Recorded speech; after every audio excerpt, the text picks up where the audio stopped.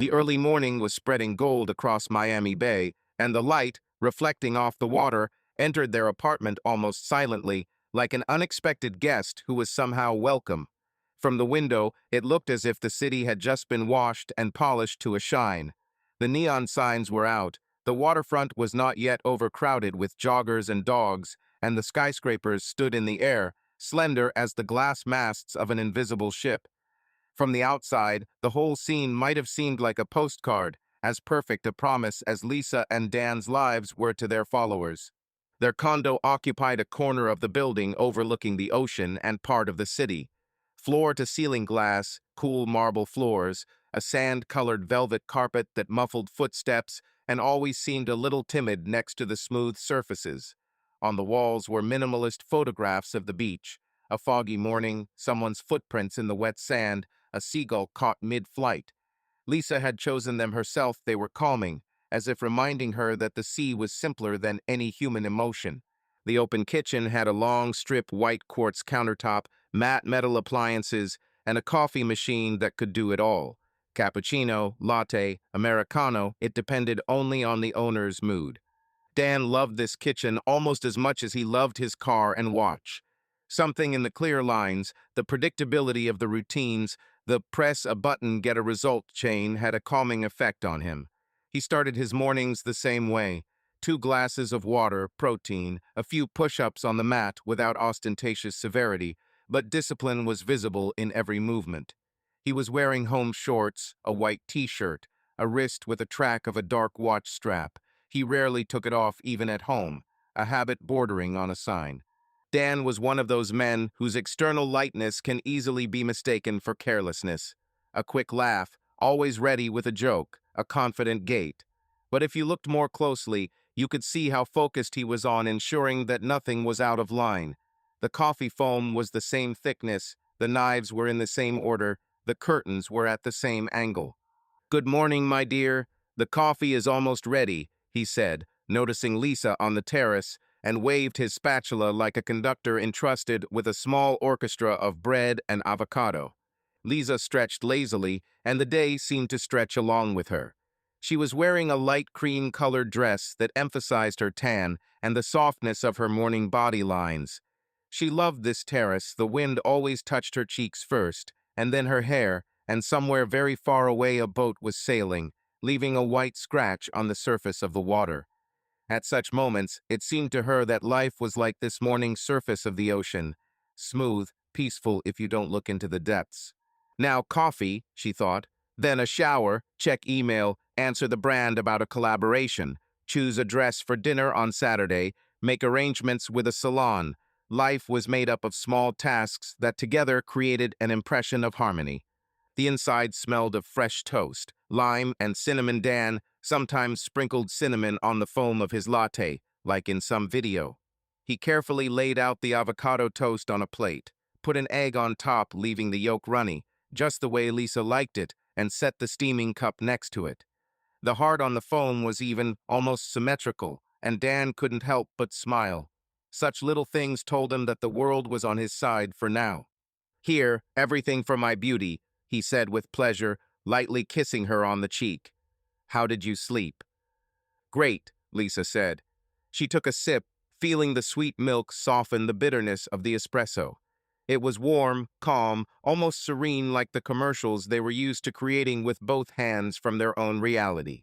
They were a couple who knew how to make an impression. Their feed was filled with sunsets, yachts, hotels, dawn runs, dinners by the water. What was left out of the frame was carefully trimmed, like a weed in a perfect flower bed. Lisa knew how to find the right light, how to turn a shoulder, what angle would stretch the neck and hide fatigue. Her smile in the photos looked easy and real, and people wrote in the comments, "This is love. This is an example." Sometimes she read these lines and felt a slight prick, like from a rubber band that is too tight on the wrist. It presses a little, but you can bear it. Their friends were part of the picture. 2 dinners, brunches, trips together.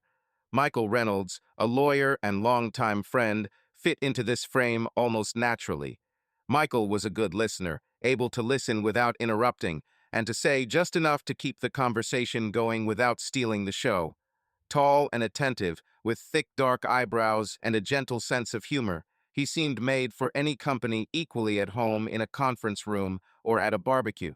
In recent weeks, he had been texting Lisa more often than usual, quick questions about her mood, random photos of the new barista on the corner, a link to an exhibition by a photographer who shot the ocean in such a way that it seemed you could wet your finger running across the image. They were unlined messages, simple as a sigh, and yet Lisa noticed something inside her shake each time, not from the content, but from the contrast. "Let's take a couple of photos for the feed," Dan suggested as they finished their coffee. This was their ritual too. They chose the shot together, and each knew their role. Lisa the light, the look, the pose; Dan the angle, the background, the framing. He stood a little to the side, squinting like a photographer, and at that moment he was in his calm element. Click, and here is Lisa in the rays. Click, and a profile. Click, and the shadow from the railing falls in a thin diagonal on the shoulder. Lisa knew that Dan liked it when she didn't laugh all the way, as if the smile could still fill out stronger, and obediently played along. "You look amazing," he said, looking through the pictures. "Our friends will be thrilled." Our friends often meant our investors, partners, potential clients for him. The public part of their life was a resource that Dan knew how to convert into opportunities. He was not one of those who cynically digitize relationships, but it was hard to call him a romantic either. He liked it when everything worked. Business according to plan, vacations without hitches, relationships like a watch on the wrist with an accurate second hand. Sometimes Lisa thought that Dan loved their life in much the same way an architect loves a successful building facade with all his soul, but through glass. They also had a warm, real closeness, and often, but above it, like a transparent protective film, lay a neat idea how it should be. Lisa, having returned the phone from Dan's hands, habitually opened her mail. Several letters from brands, jewelry, swimwear, a charity evening. Her phone was a tool and at the same time a small theater where she is an actress, director, and costume designer. Then a messenger, a new notification from Michael. "Good morning. How are you?" Brief, friendly, without hints. But even such a simple message seemed to shake the air. "Who are you smiling at?" Dan uttered from behind. The voice was light, the question as if it were random, but Lisa already knew that intonation. She clutched the smartphone to her chest, as if protecting something of her own, something tiny and not yet formulated, a childish movement and an adult tension in it. "Just a message," she replied, trying to keep her voice even. "And who is writing to you at such an early hour?" "Michael. Asked how things were. Probably went to the office early." She showed the screen, like that open palm for proof. The tension on Dan's face relaxed. He nodded, as if his internal coincidence counter had clicked. Friend, wound, nothing personal. Lisa knew that in moments like these, it was important to let the situation play out. A quiet strategy she'd once devised for herself. State the obvious, don't argue, keep it down to the mundane. It worked almost always. "Say hello," he said, turning away almost casually, flipping through the photos again. The silence returned, but it was different, like water after a pebble had been thrown into it. The ripples would disappear, but the effect would linger. Lisa pretended to return to the news, but her heart was still running in small steps ahead. Sometimes it seemed to her that their life was a perfectly planned trajectory, where both good moments and slippery words were pre-assigned places.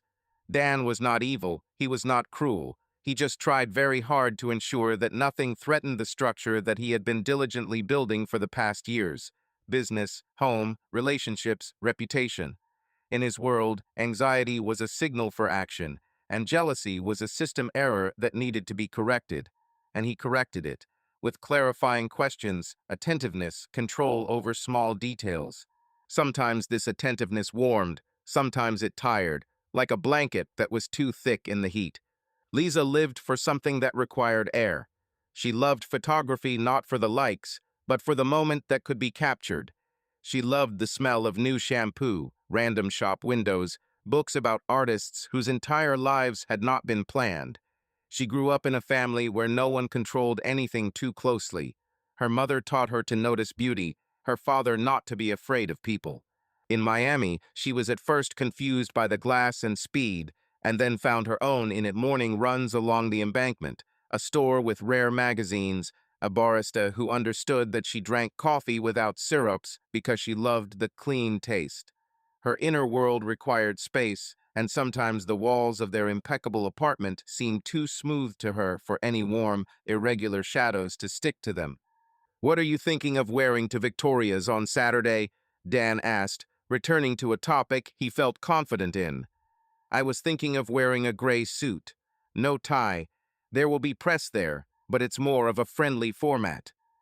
"I'll take a look," Lisa nodded. "Maybe that beige dress, or the black one, floor length, it always helps out." "Beige is better," he said quickly. "There are many shades in your photos, and black will cut the silhouette too harshly, and Victoria's background is usually bright." He spoke as a man accustomed to calculating speaks. Sometimes Lisa thanked him for this. He really did understand, and it saved her energy. Sometimes she sighed. The world does not always need strategies. Dan looked back at his phone, opening his workout app. He was getting ready to go to the gym, as always, for an hour. There, among the familiar metal and mirrors, he removed the remnants of the morning's tension as precisely and methodically as fingerprints. He had long ago discovered that physical exercise was the best way to restore balance to what he had not yet had time to name. His discipline was not only about his body shape, it was a way to align his emotions with his schedule.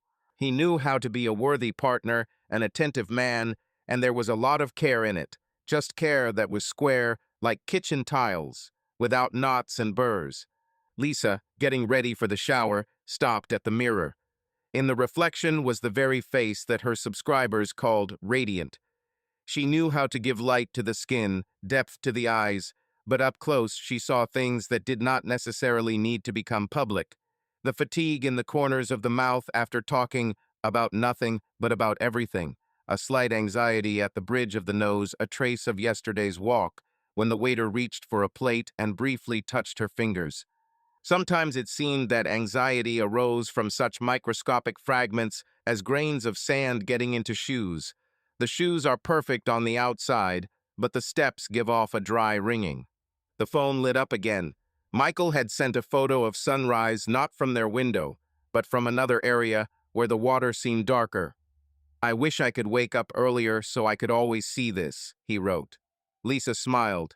She knew the answer was simple, a smiley face, beautiful, and that's what she sent.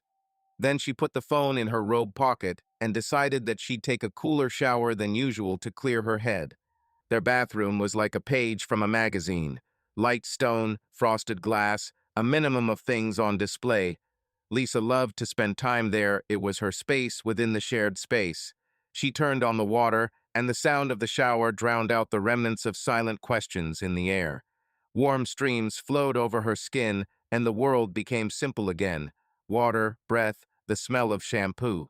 Sometimes she thought that happiness was precisely those moments when you didn't have to explain anything to yourself or to anyone else. During this time, Dan loaded the dishwasher so that nothing would clink, recorded a reminder on his phone to call his partner, checked that the couriers hadn't left a notification in the concierge app. He knew how to love by doing, making sure Lisa's car was filled with gas, that her favorite berries were in the fridge, that she had fresh makeup brushes if she had an early shoot. As a sign of love, he became a support system, and it was a reliable system. When Lisa came out of the bathroom, wrapping her hair in a towel, he had already changed into his sneakers. "I'm going to the hall. I'll be back by 9, he said. "Should I bring you anything?" "Have some strawberries if they're good," she smiled. "And some almond milk. We're all out." "It will be," he answered confidently. "And say hello to Michael if he writes again." He said it with a smile, and the smile almost hid the second half of the sentence, the one that is unspoken but always stands behind the words. "I'm here. I see everything. I care." Lisa nodded. He went out, and the door closed silently, the soft closing absorbing the sound. The apartment became quiet again. Clouds crawled smoothly behind the glass, like leisurely fish. The first runners appeared on the embankment, precise, rhythmic. Lisa took the towel off her hair, ran a brush through it, and the curls obediently fell on her shoulders. She took her phone, opened her feed, and looked at the morning photos. She chose the one where the sun illuminated the skin, and the look came out warm, without effort. She thought about the caption, "The morning that we choose ourselves." A bit banal, but correct. Her audience loved such formulas, they had just enough meaning to try on for themselves. Lisa put a couple of hashtags, noted the geolocation, and clicked share. The post appeared in the feed, became part of the picture of the world, where everything is as it should be. Likes began to knock like little raindrops on the glass of the screen. She imagined for a minute how their friends saw this frame. Some were jealous, some were happy for them. Some were scrolling with a slight sigh and hid the phone as if closing a jewelry box. The kitchen still smelled of coffee. Lisa poured water into a glass, listened to herself. The silence inside became more even. There is a special fullness in such mornings that does not require explanation. Just you and the city, which wakes up and pretends that it has just been born perfect. She went to the window and leaned her palms on the windowsill. Her face was reflected in the glass, and behind it, a warm strip of light on the water. And somewhere there, in the depths, that same elusive anxiety that had learned to live quietly slumbered. It was not a storm, but rather a small underwater stream that you feel when you swim. It does not interfere with swimming, but reminds you that the sea is not only the surface. Lisa sighed, adjusted the strap of her robe, and thought about something simple. That today she needed to call her mother, write to the decorator they wanted to replace the floor lamp with the sofa, and perhaps finally choose a painting for the living room. Dan preferred photographs, but she suddenly wanted a brushstroke, lively, uneven, handmade. Let there be one thing that does not fit perfectly, but is truly theirs. The phone vibrated quietly. A new message from Michael, short, neutral. Lisa read it, smiled the way one smiles in an empty room, and put off answering a little later. The water in the bay thickened with light, and the morning continued to stretch out like a silk ribbon, smooth, without knots. The world was in its place again, and if somewhere, in the depths, something trembled slightly, so be it. From above, everything looked smooth, and today they again chose exactly this kind of morning. Not the best and not the worst theirs, ideal to the extent that they knew how to make it. And that was all that mattered now. That evening, Lisa found herself listening to the air all the time, as if an invisible alarm might ring in it. The morning episode with Michael's message had not been thunder, but had been a slight, barely perceptible shift in the ground. Dan had behaved as usual. He had gone to the office, had written a couple of times, "How are you?" and "Need help with a courier," had sent a photo of a funny cactus from the office, adding, "It seems to be looking at me disapprovingly." Everything looked smooth, like the surface of the pool in the enclosed courtyard of their house. But Lisa knew. Calm is an unreliable thing. Sometimes a short shadow of a cloud is a harbinger of a downpour. Towards nightfall, they were going to dinner with mutual friends, a wedding anniversary, a cozy house by the canal, live music, the promised oysters and champagne. A reason for beautiful photographs and polite conversations, for their favorite genre together, the perfect couple. Lisa carefully curled her hair, not tight, but loose, as if the wind was about to unravel it. A blue dress, slightly colder than her eyes, flowed over her figure and clung to the light of the sconce on the mirror. Dan, seeing her in the hallway, whistled sincerely, not for the public. "You look gorgeous, Liz. All eyes will be on you today." "Thank you," she smiled and adjusted his collar, straightening the line so that the edge lay symmetrically. "I hope we have a good time." Of course, he put his arm around her waist and quickly kissed her temple. "The main thing is, be close, okay?" This "stay close" sounded like a joke from which no answer was expected. But under the word, as under a transparent film, there was a desire, not quite a request, not yet an order, but rather a need that made Lisa's insides involuntarily tremble. She nodded, and the thought helplessly shook its head.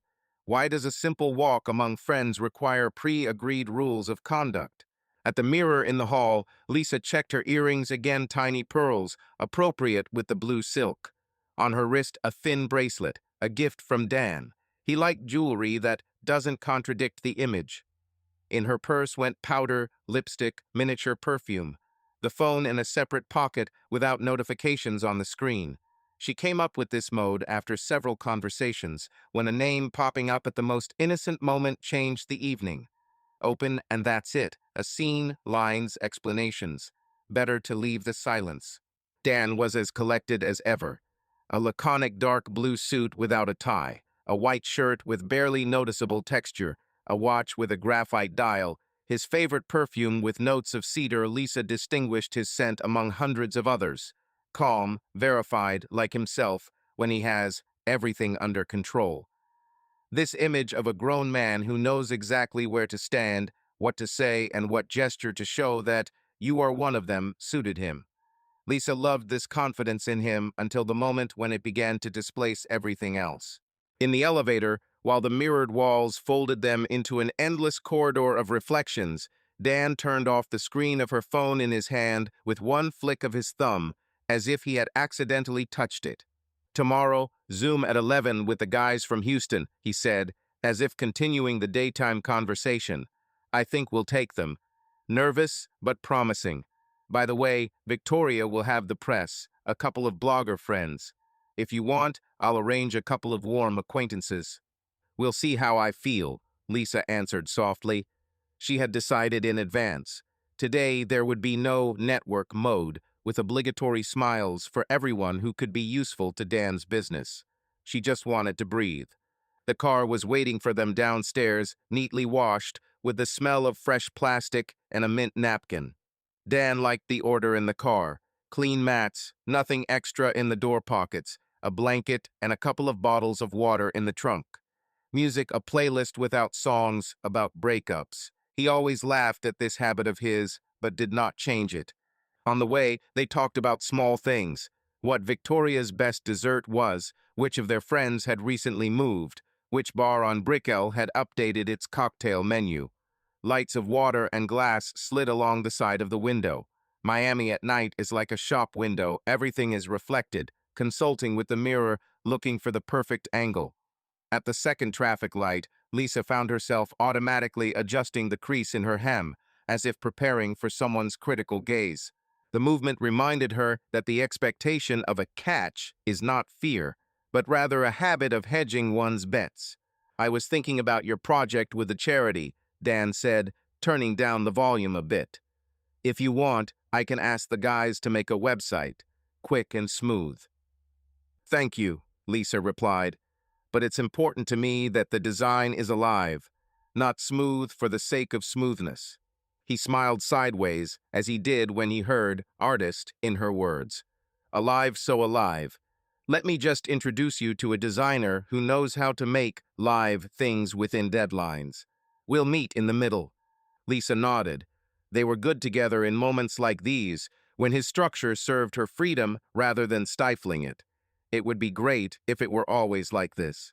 Before turning toward Victoria's house, where neat villas with illuminated palms stood on both sides of the canal, Lisa again felt a thin spring gathering under her ribs. She remembered that other party from which the leisurely trail of their last conversations seemed to stretch. It was a corporate meeting where Dan invited her to show me what you are like. She remembers walking into the room with him, hands intertwined, glasses clinking, the metal staircase shining, black and white photos of old Miami on the walls. She remembers introducing herself to several partners, one of whom joked about her blog, "You are our Miss Instagram agenda." She smiled, recognizing the word tool in each of them. And she remembers Alex, a new employee, a little taller than her by a head, with a soft smile and a quiet intonation. The conversation about photos happened by itself. The plot, the light, favorite authors. She perked up not about the person, but about the topic. There was a difference that is difficult to show to someone who looks at faces, not at words. Dan had come too fast then. His sorry buddy, with his trademark friendly smile, was polite, but his hand on her shoulder was tighter than it should have been. The music had just changed to a slower tune, and he had led her into a dance that was barely a dance. His steps were soft, his jaw tense. I didn't like the way he looked at you, he said quietly, without looking up. Oh my God, Dan. Lisa tried to smile. We were discussing the pictures on the wall. It's called conversation. Too animated a conversation, he snapped. I saw your smile. The expression, your smile, hit her unexpectedly, as if a smile had modes and one of them was forbidden. Lisa heard something small click inside, as if a bead of due patience had jumped to the next thread.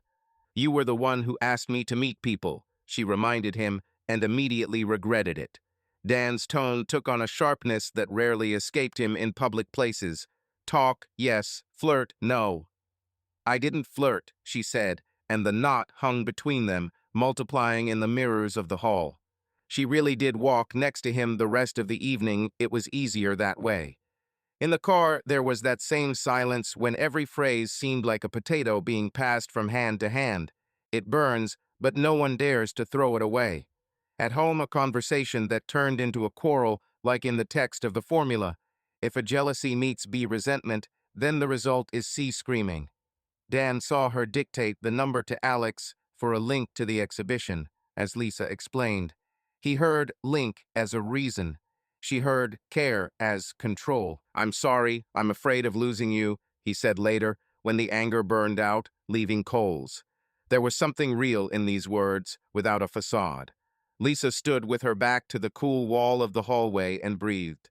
She knew they would go through this circle again, an outburst, excuses, an apology, and tomorrow there would be breakfast, and his palm would lie on her back as if nothing had happened. And yet, fatigue had already settled in the nerve endings, quiet, patient, like a person who had come early and sat on the edge of the sofa, not bothering anyone, but not intending to leave either. The phone screen flashed in the darkness as Dan fell asleep. Everything okay? You left early, I was worried, Michael wrote.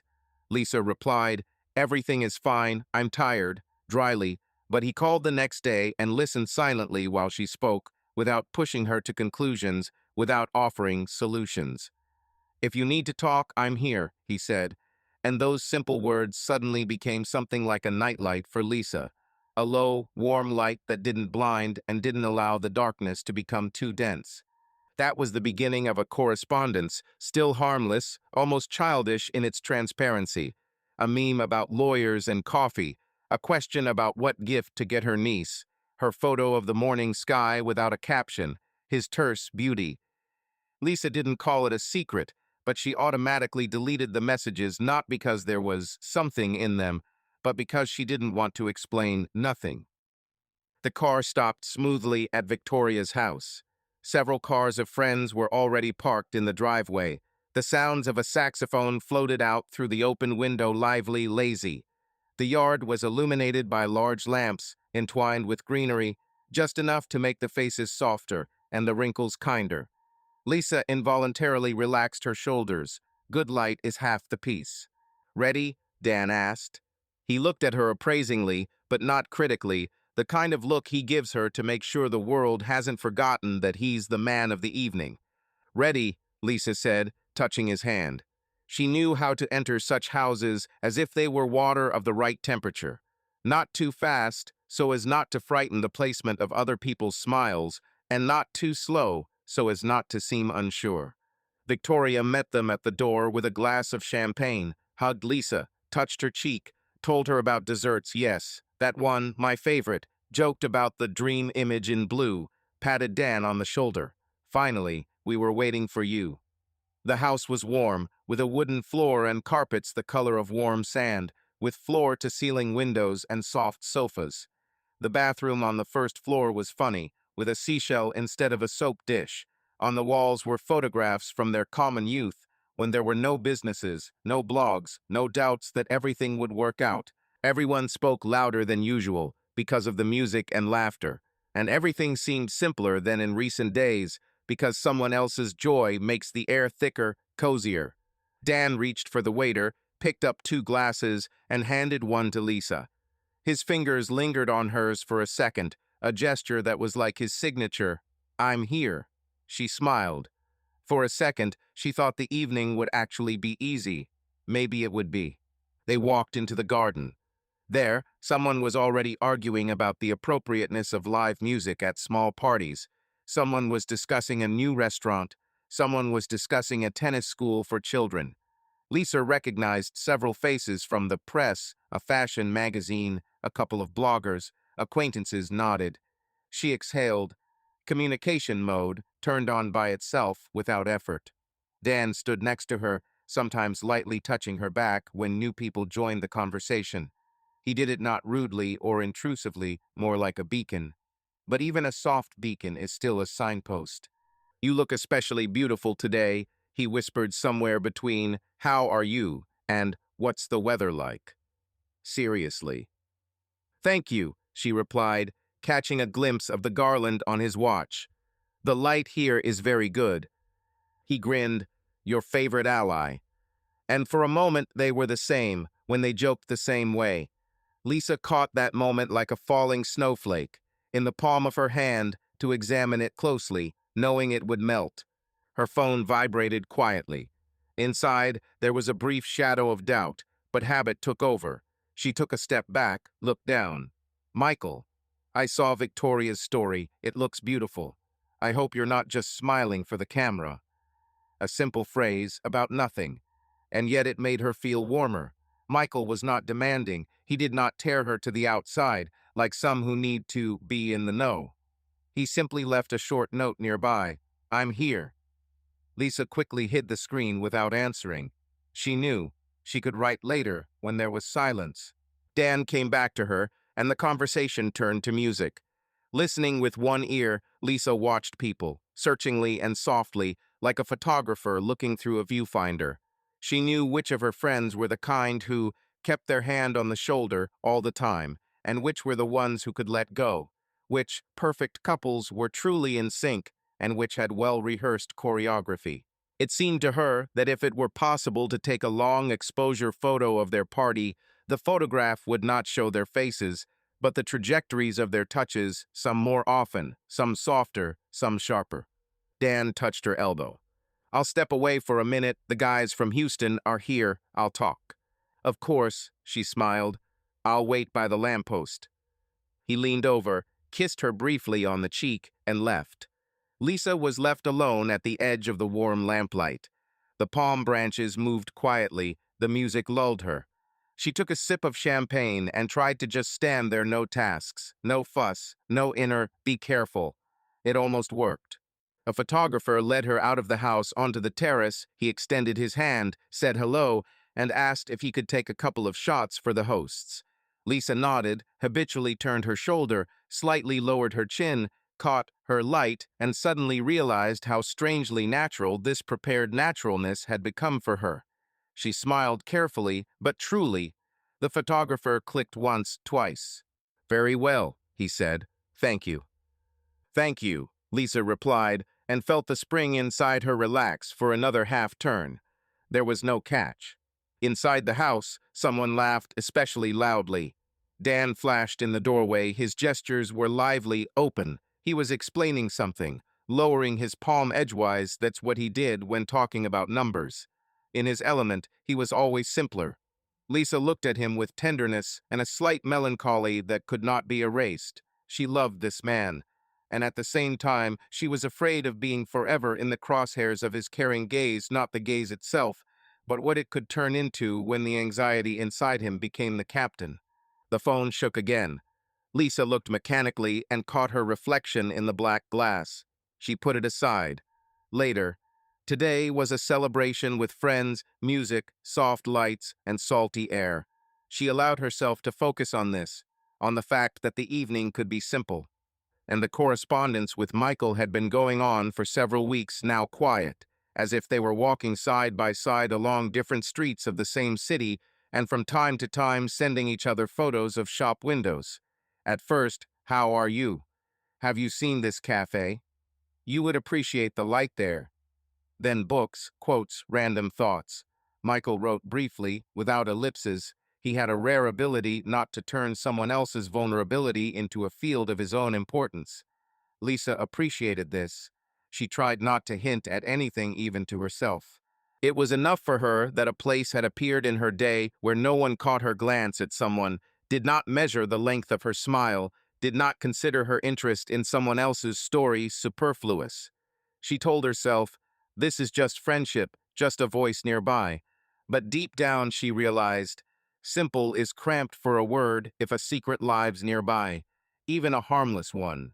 The garden was filling up with people, and the evening was coming into force, like the sea coming into high tide, without jerks, but confidently. Dan came back, put his arm around her shoulders, gently, evenly, just right, and whispered something about oysters. Lisa nodded. At that moment, she wanted everything to really be as simple as he could imagine. Oysters, champagne, friends, smiles. For their love to be only that, and without secret depths where sensitive, stubborn jealousy stirs. For them to return home at the end of the evening, take off their shoes, laugh at someone's joke, and fall asleep without groping for the glowing rectangle of the screen with their eyes. The desire was so pure that Lisa caught it with both hands, let it lie there for a bit, warm up. She looked at Dan, at his calm profile, and thought, maybe it will work. And at that moment, the music seemed to confirm her thought. The saxophone pulled out a soft note, and for a second everything around became creamy, soft, without edges. But under the surface, where it was always a few degrees colder, that same underwater stream was quietly flowing. It was invisible, you could not notice it if you did not dive deeper. Lisa, feeling for a glass on the table, took a sip and decided that today she was at the shore, without depth, without answers to the questions that would definitely come tomorrow. Today only light, only a light hand on the shoulder, only music, and some effort to believe that everything as she wanted was simple. And this decision, even if only for one evening, seemed to her the boldest of all in the last week. A few days after the night when Dan had flared up with jealousy, the couple's life had returned to normal. Dan was gentle, attentive, as if he had promised himself to smooth over the awkwardness. Lisa tried, too, drawing a smile exactly where it was needed, holding anxious thoughts back like a strand of hair behind an ear. Everything seemed to be back to normal again. Breakfast, plans, how are you? Messages, photos of the ocean that could be placed over any worry, like a napkin over a stain. That afternoon, Lisa decided to throw a surprise. She knew Dan had a busy day, meetings one after another, discussing a new project, endless approvals. He usually ate lunch on the run quickly. She spread warm toast, assembled sandwiches with turkey and crispy cucumbers, added a leaf of lettuce, a couple of thin slices of tomato, and sealed the containers. She stopped at her favorite bakery for fresh croissants, the ones that melt like an apology, she told the clerk, and chuckled at the thought. She threw too many yogurts and a small jar of honey into the bag. It turned out like before, when they were just starting out, and she often brought lunch to the small first office, where the air conditioner was louder than the ideas. Brickle greeted her in the afternoon with the hum of air conditioners and neat rows of palm trees. The air was thick, but inside the business center it was cool, the glass gleaming like a blade. At the reception, a girl in a gray suit smiled. Good afternoon. Who are you visiting? To Dan Carter, Lisa answered and picked up the package. With the delivery of happiness. I wish I had a delivery like that, the girl winked, handing over a guest pass. Dan Carter consulting offices are on the 20th floor. The elevator is on the right. In the elevator, Lisa caught a glimpse of herself. A soft ivory blouse, flawless blue jeans, hair pulled back low, minimal earrings. Nothing extra, she thought, and let's keep it simple today. Her heart was pounding faster than it should have been for just lunch, and the unnecessary speed was irritating. The hallway on the 20th floor was flooded with light. On the door was a sign that read, Dan Carter Consulting. Lisa was already reaching for the handle when the door swung open, revealing Michael. Oh, Lisa, he was genuinely surprised and smiled just as genuinely. What brings you here? Hello, Michael. She held up the bag. Saving your workaholic from gastritis. Holy woman, he said solemnly and stepped aside. Please, we're just taking a break here, theoretically. Practically, no, but you can change the course of history. It was spacious inside, a glass conference room, an open area with 2 tables, A large white flip chart with neat markers against the wall, a rack of folders, a couple of plants in light pots. Dan was at the computer. He looked up, saw her, and his face immediately brightened. Liz. He stood up and walked around the table. What a pleasant surprise. I thought you were hungry, she said, taking out the containers. And convenient doesn't mean tasty. Oh, these are my favorites. Dan peered into the bag. And the croissants, he kissed her cheek. You're the best. Truly, I say, salvation for my stomach, Michael supported, sitting down on the edge of the table. Lisa, you are an angel. We already had a coffee plus coffee plan, and this diet is approved only in hell. In the hell of lawyers and consultants, Lisa added. And accountants, Dan interjected. Don't forget accountants. They laughed, easily. Dan laid out the sandwiches on plates and set out the cups. The coffee machine in the corner hummed softly. He poured everyone a mug. With sugar, Dan asked Lisa, or like an adult without anything. Like an adult, she smiled. And to me, Michael raised his finger, it's like a child. 2 spoons and an encouraging speech. A pep talk later, Dan said. First, food. They sat down, Lisa next to Dan, Michael across from him. They talked about nothing for a few minutes. The weather, the lines at the new restaurant, the difficulty of finding decent parking at lunchtime. It was all simple, just the way Lisa wanted it to be. And yet, when she glanced at Michael, a twinge of guilt stabbed somewhere under her ribs. The late-night texts came up instantly, his hang in there, and her long, too honest replies. She looked down at her plate. Well, tell me, Lisa changed the subject. How is the project? It's going well, Dan perked up. Tomorrow I'll present the concept to the second investor. If it's accepted, we'll expand. I'm thinking of opening another office, and he waved his hand. In short, the master plan is ready on a napkin. Amazing, Lisa said, but be careful with the napkin. There's turkey fat in there. Let there be a stain of success, Michael intervened. Magazines love details like this. It all started with a grease stain on a napkin. In magazines, Dan chuckled skeptically, but the corners of his lips were smiling. If anything, we'll give the interview to you, Liz. The lawyer will be offended, said Lisa. He dreams of a column called Jurisprudence and Sandwiches. Hey, I'm already writing a book, Michael retorted calmly. Working title, How Not to Die in a Meeting and Remain Polite. The first chapter is about coffee. The second is about those who bring food, dedicated to Lisa. That's great, Dan concluded. He placed the mug in front of Lisa and kissed her on the top of her head. Thank you for coming, my love. Michael looked away slightly, pretending to cut his sandwich with surgical precision. Lisa felt a double feeling, the warmth of familial tenderness and the sharp, lemon-like sting of conscience. She took a sip of coffee. What's this? Lisa nodded at the flip chart. There were arrows, squares, the word Latam with a question mark. The idea about Latin America, Dan perked up. It's just a warm-up. I'm afraid there's a language barrier, but the economics are promising.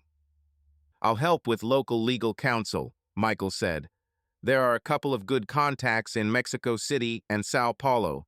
And Lisa, if you want to, we could do a little charity campaign there. Business likes to have something real nearby. I like the present is near, Lisa said quietly. They ate and talked. The conversation would swell and then shrink to short remarks. At one point, Dan's phone rang and he glanced at the screen. Excuse me for a minute. He stood up. Mike, this is by agreement. Is the conference room free? Yours is yours, Michael nodded. Go save the world with headphones on. Dan stepped into the glass room and pulled the blinds down halfway. His silhouette became a blurry dark strip. Lisa and Michael remained in the open area. The silence was not awkward, but dense. Are you holding up? Michael asked quietly, leaning his palms on the table. There was that same no pressure in his voice. I'm holding on, Lisa answered just as quietly, and I'm trying not to think too much. Excess it sticks, he said. But you are strong. She smiled because it was easier than saying thank you. The sandwich is great, Michael added, to avoid being too direct. And the croissants are a crime. Our contract should say, Lisa brings croissants, contestants get immunity. Immunity from what? She played along. From cynicism, he said, looking straight at her for the first time. It's contagious. Lisa looked away, pretending to straighten her napkin. Dan was gesturing in the glass of the conference room, a familiar gesture with the edge of his palm.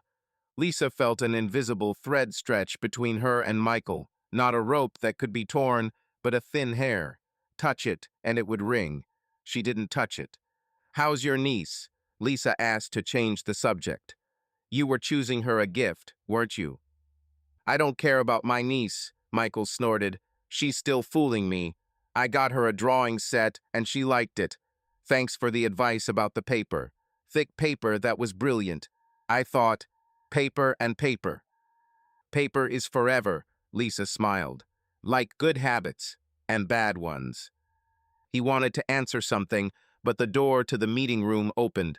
Dan, taking off his headphones, returned. Done, he said, sitting down next to Lisa again.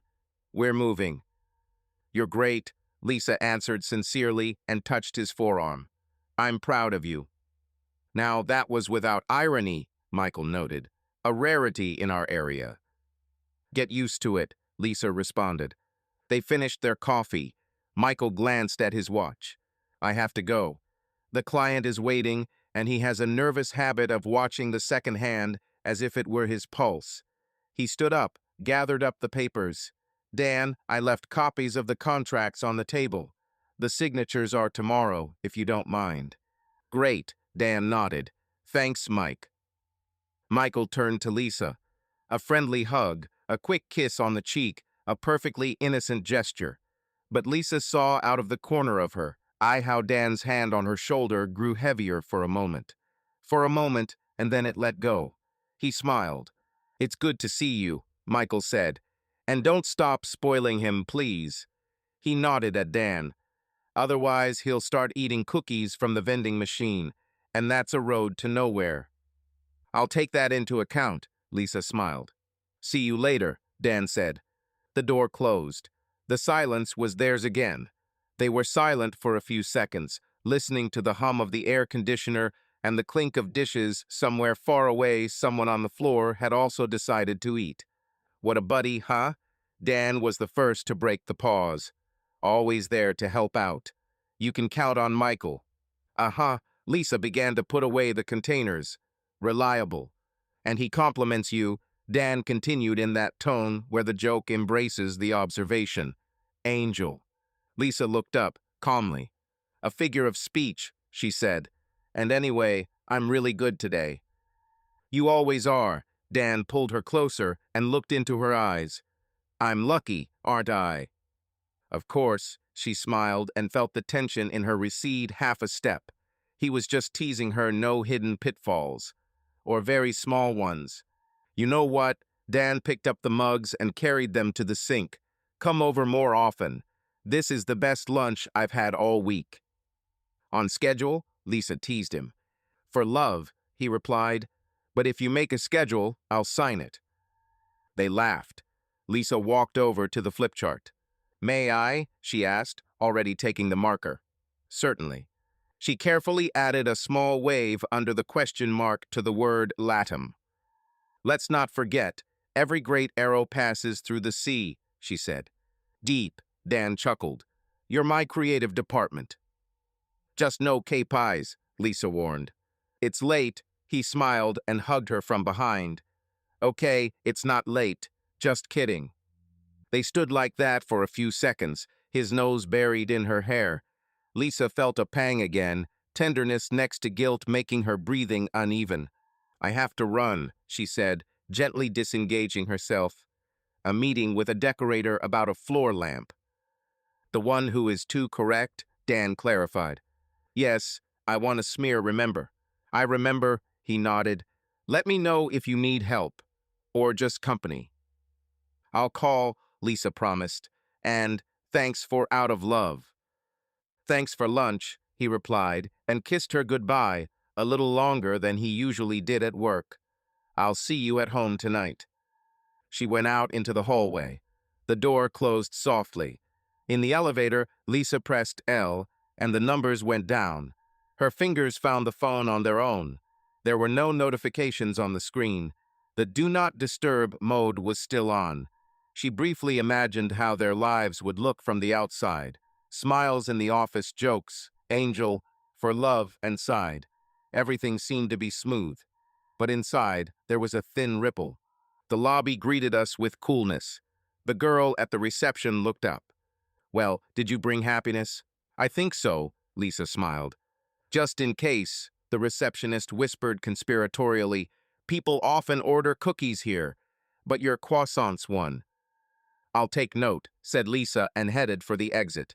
Outside, the light was harsh. Cars crawled along the lanes like shiny bugs. She inhaled the damp air, climbed into the car, and placed the bag of empty containers on the passenger seat. Her phone shook one quick notification. Michael, thanks for lunch. You really are an angel. Sorry I said that again. Hang in there. Lisa looked at the screen and did nothing for a long moment. Then she blocked it. He would reply later, or he wouldn't. She wanted to keep things simple today, at least until the evening. The road home was quiet. Someone was running on the embankment, a steady rhythm, like a metronome. Lisa caught herself methodically adding up the pros and cons in her head. Correspondence for support, against secrecy, friendship for warmth, against the fine line. She grinned, a weighing list that was more Dan's style, and yet the list ended up in her hands, invisible. She shoved it into an imaginary drawer and closed it. In the evening, they might sit on the terrace with glasses of wine. Dan will tell them about the presentation again. It's about a floor lamp. They might laugh at someone's story. Everything will look right. And yet, somewhere, just below the solar plexus, there will be a barely perceptible scratch, a reminder of words that were not spoken, messages that were deleted. Not because something is there, but because they have not yet found a safe place in their very neatly arranged lives. In the meantime, there was the sun, the glass, the straight lines of the road, and the thought that Lisa repeated to herself like a mantra, you can't let anything unnecessary happen. Michael was a friend, kind, understanding, a period. She put that period carefully, like a signature on a document, and turned toward home, where, at exactly 7:30, the lock would most likely click and someone's warm hand would rest on her shoulder with the confident tenderness she was accustomed to. One could say that fate had quietly moved a couple of pieces on the board that day. But Lisa didn't know that yet.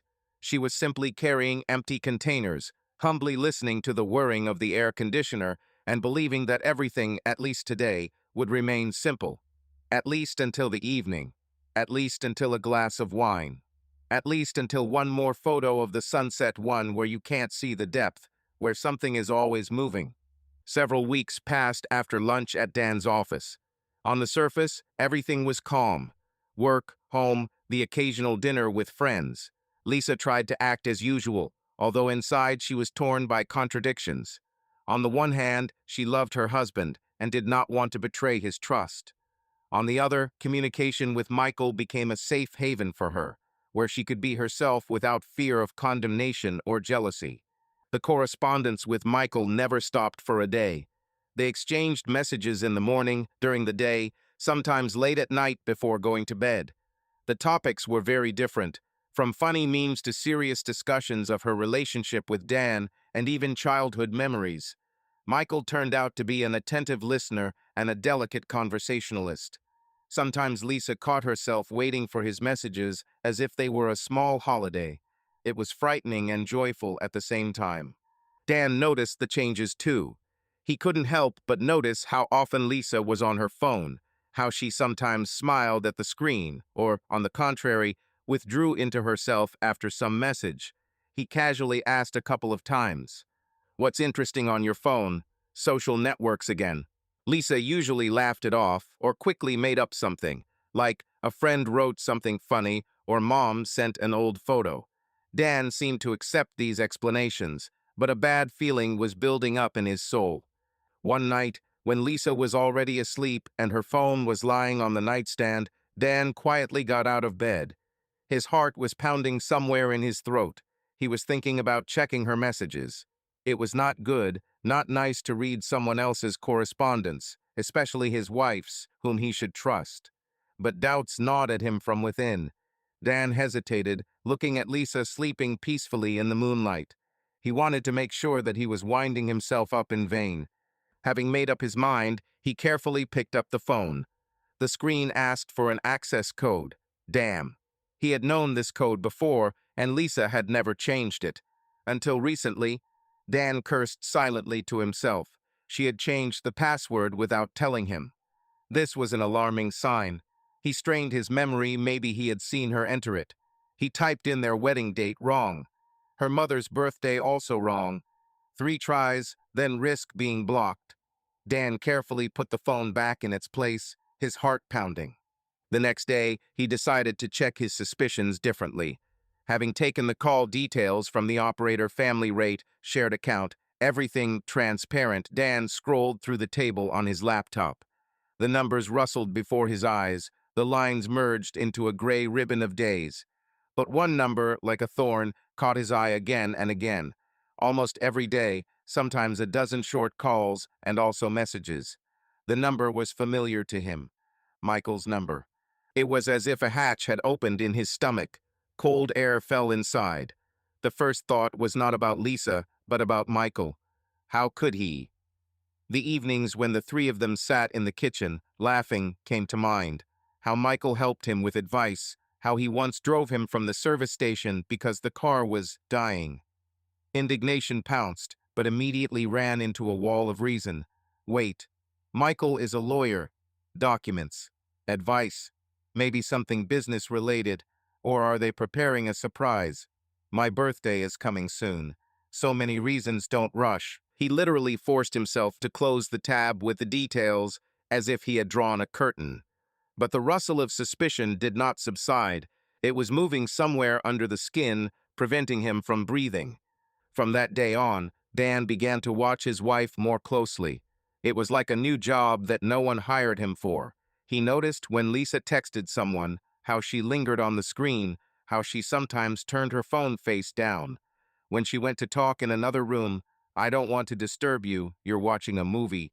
The connection is better by the window, and it seemed to be true, and yet these little things began to ring. Each such episode added a thin log to his internal furnace. They argued over trivial things. He was nervous when she was late in the salon, a set of banal, "Where are you?" Soon, "Is everything okay?" And he hated this tone in himself. Then the walk to the cinema failed. He had a sudden urgent work, and she seemed to breathe a sigh of relief. Maybe he made it up, maybe he imagined it, but it hurt like a splinter under a fingernail. You only think about how to pull it out, but it does not work. A wall of understatement began to grow between them, from laughter that was not shared, from phrases stopped in mid-sentence, from "no, everything is fine," behind which there was clearly not fine. Early next month, whether it was fate or pure chance, everything changed. That morning, he told Lisa, he had an important meeting outside the city with investors. He would be offline for a few hours. The words sounded smooth, relaxed like someone else's voice on a dictaphone. "Don't miss me," he smiled, kissing her temple, and caught a barely noticeable pause in her answering smile. Or so it seemed. When the door closed behind him, Lisa's phone shook. "How are you today? Long time no see. Maybe we'll meet," Michael wrote. Her heart seemed to stumble and run faster. To meet. In person. They had never been alone together since the correspondence became separate, special, forbidden. With just that one word, meet, the room became crowded. She stared at the screen for a long time, feeling a warm, anxious current spread through her body. "Where and when?" she finally typed. The answer came almost immediately. "At lunchtime. No one will be in Dan's office. He's in a meeting. I'm there with the documents. I'll wait for you. We need to talk in private." Lisa bit her lip. Today she had remote work, so projects could be moved. "Bad idea," said an inner voice, older, strict. But another, stubborn and alive, whispered, Enough of the omissions. You have to see the person to understand. Before going out, she stood in front of the mirror for a long time. She took off her dress, put on another, and returned to the first. She wanted to look normal, but not casually. She settled on a light summer color appropriate and warm, and added a little gloss to her lips. She caught herself lining her eyeliner too carefully and stepped back, embarrassed by herself. We'll just talk. We'll just talk, that's all, she said out loud to the empty room and shuddered at her own voice. Meanwhile, Dan was not sitting outside the city, but in a cafe across from his office. The coffee was cooling, leaving tobacco-colored stains on the porcelain. There was a phone on the table, and a blue dot was slowly crawling across the screen, that same just-in-case program, once installed for safety. How simply everything had been explained back then, how easily they had signed up for this compromise with both hands. Now all this safety looked like a trap that he had set himself. The dot had turned from their neighborhood to the center. His heart became a drum. He tried to imagine innocent reasons: delivery, a girlfriend, ordering fabric. But when the dot froze near his office, the internal structure of justifications simply folded without a sound. He stood up abruptly, without finishing his drink. The world around him seemed to become brighter and noisier. Spoons were clinking, someone was laughing at the next table, the door creaked too loudly. "Calm down," he repeated like a mantra. "We need to see. No scenes out of nowhere, just a fact." But his hands already knew what to do, they were shaking. He crossed the road, walking along the facade, keeping to the shadows. His face flashed in the mirrored glass of the shop window, a little paler than usual, a little older. Inside, everything was humming, as before a thunderstorm. His palm found the keys in his pocket. And this found suddenly seemed symbolic, as if he were finding something else alien, hiding. The stairs smelled of cold iron and detergent. The landing was silent, except for the thin hum of the overhead lamp. He stopped at the door. Inside, voices, male and female, soft, muffled. Lisa's laughter, the kind that always warmed his chest. Now it is scratched. Michael said something, the words lost in the wood, but the intonation was too familiar. He spoke like that when he was convincing the jury. Then Lisa's voice, serious now. "You don't know how I," and the phrase dissolved. Dan pressed his forehead against the cool doorframe and closed his eyes. The blood pounded in his temples. As if on cue, images flashed in his memory. Their wedding, the wet asphalt under their feet after the rain, and their broken laughter. Lisa chopping greens in the kitchen and cursing at the dull knife. His laptop, from which she pulled out a fork. "Stop working, look at me." And Michael, hugging him in the courtroom corridor. We did it. Everything was tangled into a knot, tight as a sea knot, and this knot was pulling down. A chair creaked behind the door. Lisa said quietly but clearly, with her usual painstaking honesty, "I can't do this anymore, it's like we're stealing air." She paused. "And I don't know what Dan feels. He's become somehow not there." The last word hit like a coin on a tabletop. "Stop," he said to himself. "You came for the truth. Here it is." But the truth is not only facts, it is also what you do next. His hand automatically fell on the pen. From inside, Michael spoke low and slow, choosing his words. "I don't want this behind your back either, but we have to be careful. At least now, to dot the I's." There was no joy in his voice, no victory, only weariness and a kind of guilty directness. It knocked Dan off his feet. For a moment, the thought flashed through his mind that he might be wrong. Maybe this was about something else, a deal he didn't know about, a problem they weren't telling him about so as not to make him nervous. A moment and again a wave of, "Why didn't they tell me? Why not me?" His palm was sweaty. The metal of the handle was cool under his fingers. The rough scratches were painfully familiar. He felt a hot, dull force rising in his shoulders, the one calling to break in, to destroy, to finally end this nightmare with one blow. But next to him, almost at the same second, another one arose, quiet, stubborn. "If you enter screaming, you will lose everything. Even if there was nothing terrible, now there will be." He inhaled slowly, sharply, as if about to dive into water. He counted to 3. Somewhere in the corridor, a cleaning lady scratched no, just a mouse in the pipes, it seemed. Lisa's voice rustled inside again. I'm afraid. Dan, he has become a stranger. I don't recognize him. It's as if he's checking me out with his eyes. She smiled nervously. Funny, I'm hiding from myself. The words sank into him. He suddenly saw himself walking around the apartment, looking at her screen, waiting for her to finish speaking, and he realized that he himself had built the wall he was now banging against. He felt ashamed, like a boy caught peeping. He squeezed the pen harder until his knuckles were white. Enough, he said to himself, and that word contained everything: anger, pain, and weariness from his own suspicions. Enough secret doors. He wanted to open them, not to break in, but to open them. A quiet step was heard from the other side. A shadow darted by the crack.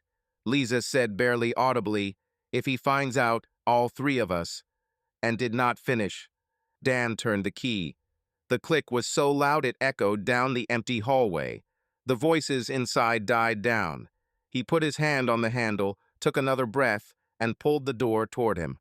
The door swung open so suddenly that the draft shook the blinds. Lisa and Michael pulled away from each other. A moment ago, she had been sitting on the edge of Dan's desk, Michael leaning over to hold her hands, attentive, too close. His fingers had just brushed a strand of hair from her cheek she hadn't pulled away. The air was charged 1/2 step away from a kiss. That was when Dan burst in. The picture left no room for reservations. Lisa jumped up, pulling her palms away, and pallor showed through her blush. Michael raised his hands, palms forward. Dan, it's not that you. He didn't finish. Dan crossed the room in one lunge and struck, short and hard. His fist hit Michael's jaw. Michael was thrown back, hit the closet, and clutched his face, hissing. Traitor, Dan blurted out in such a voice that Lisa's insides collapsed. Oh God, Dan, stop! Lisa threw herself between them, pressing herself against her husband's chest. Listen, please, this isn't what. Not what I think. The roar broke into a wheeze. I see with my own eyes how my best friend is groping my wife.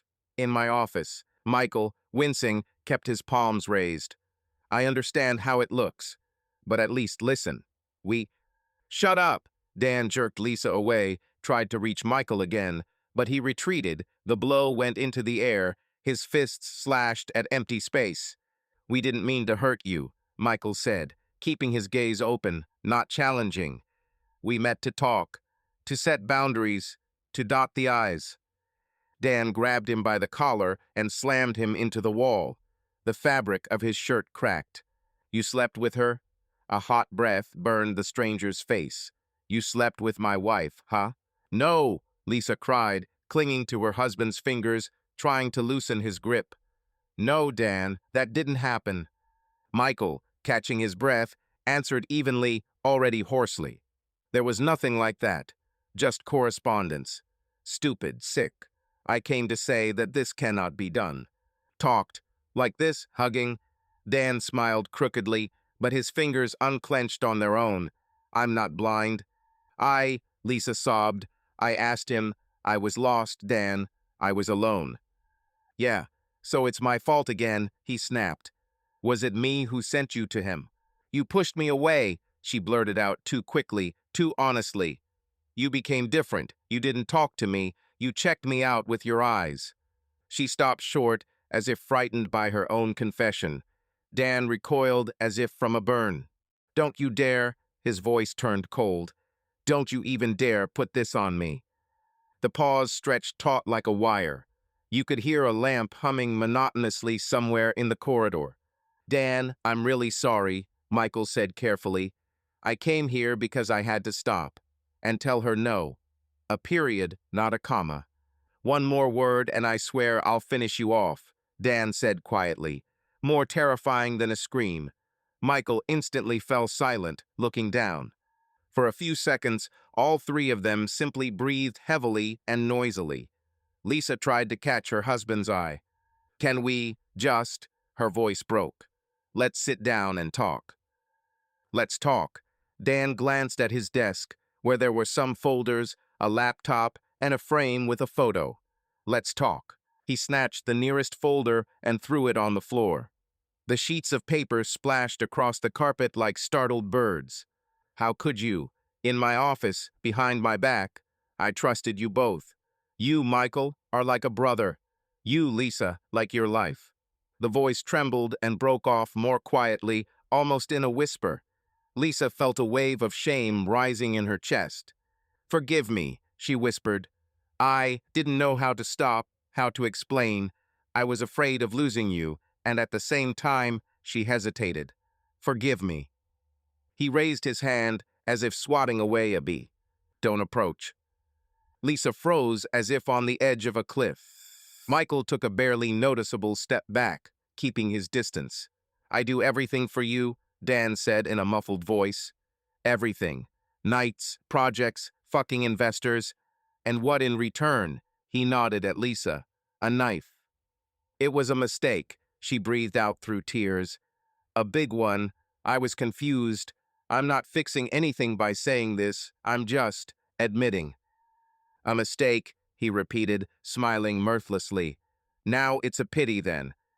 He reached for the photo frame last summer, sun, sea, wet hair, funny glasses. He squeezed it so hard that the glass crackled and became cobwebby. Lisa gasped. The frame hit the wall and shattered with a ringing sound. The shards rolled across the floor, glittered, and froze. "This is what's left of the perfect life," Dan said in a strangled voice, looking down. "Don't make it worse," Michael said quietly. "She's already throwing up." "If you open your mouth, I'll throw you out the window," Dan responded without intonation. "And that's not a figure of speech." "I'll go," Michael said, not looking away. "But before I go, you need to know. I didn't betray you physically, and I didn't plan to hide forever. Today, we wanted to," he searched for the word, "close that circle." "Close it." Dan shook his head. "You opened it without me." "Dan, look at me." Lisa took a step, stopped, looking straight ahead. "I didn't sleep with him. I swear on everything that matters to me. I was a fool. I was looking for attention when you were silent. That's not an excuse, but it's the truth." "And tell me?" He turned around abruptly. "Like this, like now? You couldn't?" "Every time I started," Lisa took a deep breath, "you closed up. You went into the kitchen, turned on the news, pretended you didn't hear. It's my fault, too. I took the easy way out, not talking. And that's where I failed." "The simpler way," he repeated, as if tasting the words. "That is, cowardice." She nodded briefly and painfully. "Yes." Something flashed in Dan's eyes for a moment. Then it went out. He looked at Michael. "And you? Tell me one honest word, for old time's sake. Did you like it? Passion? Someone else's wife? Adrenaline?" "I like her," Michael said quietly. "But that's no reason to ruin your life. For the first time in weeks, I did the right thing. I asked you to talk. I was ready to end it all, and, if necessary, to tell you myself." "When? Before or after the kiss?" Dan nodded at the empty space between them. "I came in at the right time, didn't I?" Michael looked down. "You came in on time." Silence again. Someone walked along the corridor. The elevator door clinked slightly. Life behind the wall continued, unaware of someone else's catastrophe. "Get out, Michael," Dan finally said. His voice was dry, papery. "Before I do something I regret. Disappear." "Dan," he began. "Out," Dan shouted, echoing down the hallway. Michael looked at Lisa. She nodded almost imperceptibly. His left cheek was already turning blue. He picked up his briefcase from the floor and paused for a split second. "Lisa, if things get bad, call me. I'll answer." These words, thrown out in front of her husband, finally broke the brakes. Dan jerked forward. "Oh, you." But Michael had already left, the door slammed, and his steps melted into the stairwell. There were two left. The air became thick and heavy. Dan turned slowly, his face stretched, hardening. He pointed at Lisa, his fingers shaking. "So he will be nearby, right?" "No, I—" She hesitated. "I don't know. Please, just hear me out." "I don't want just." I want a fact. How long has this been going on? Since when did you decide that I can lie? Lisa slowly sat down on the edge of the chair, as if the ground was shaking under her.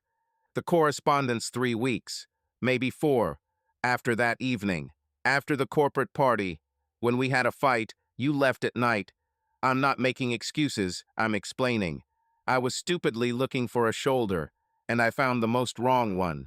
And she chose him, Dan said, as if putting a period to the equation.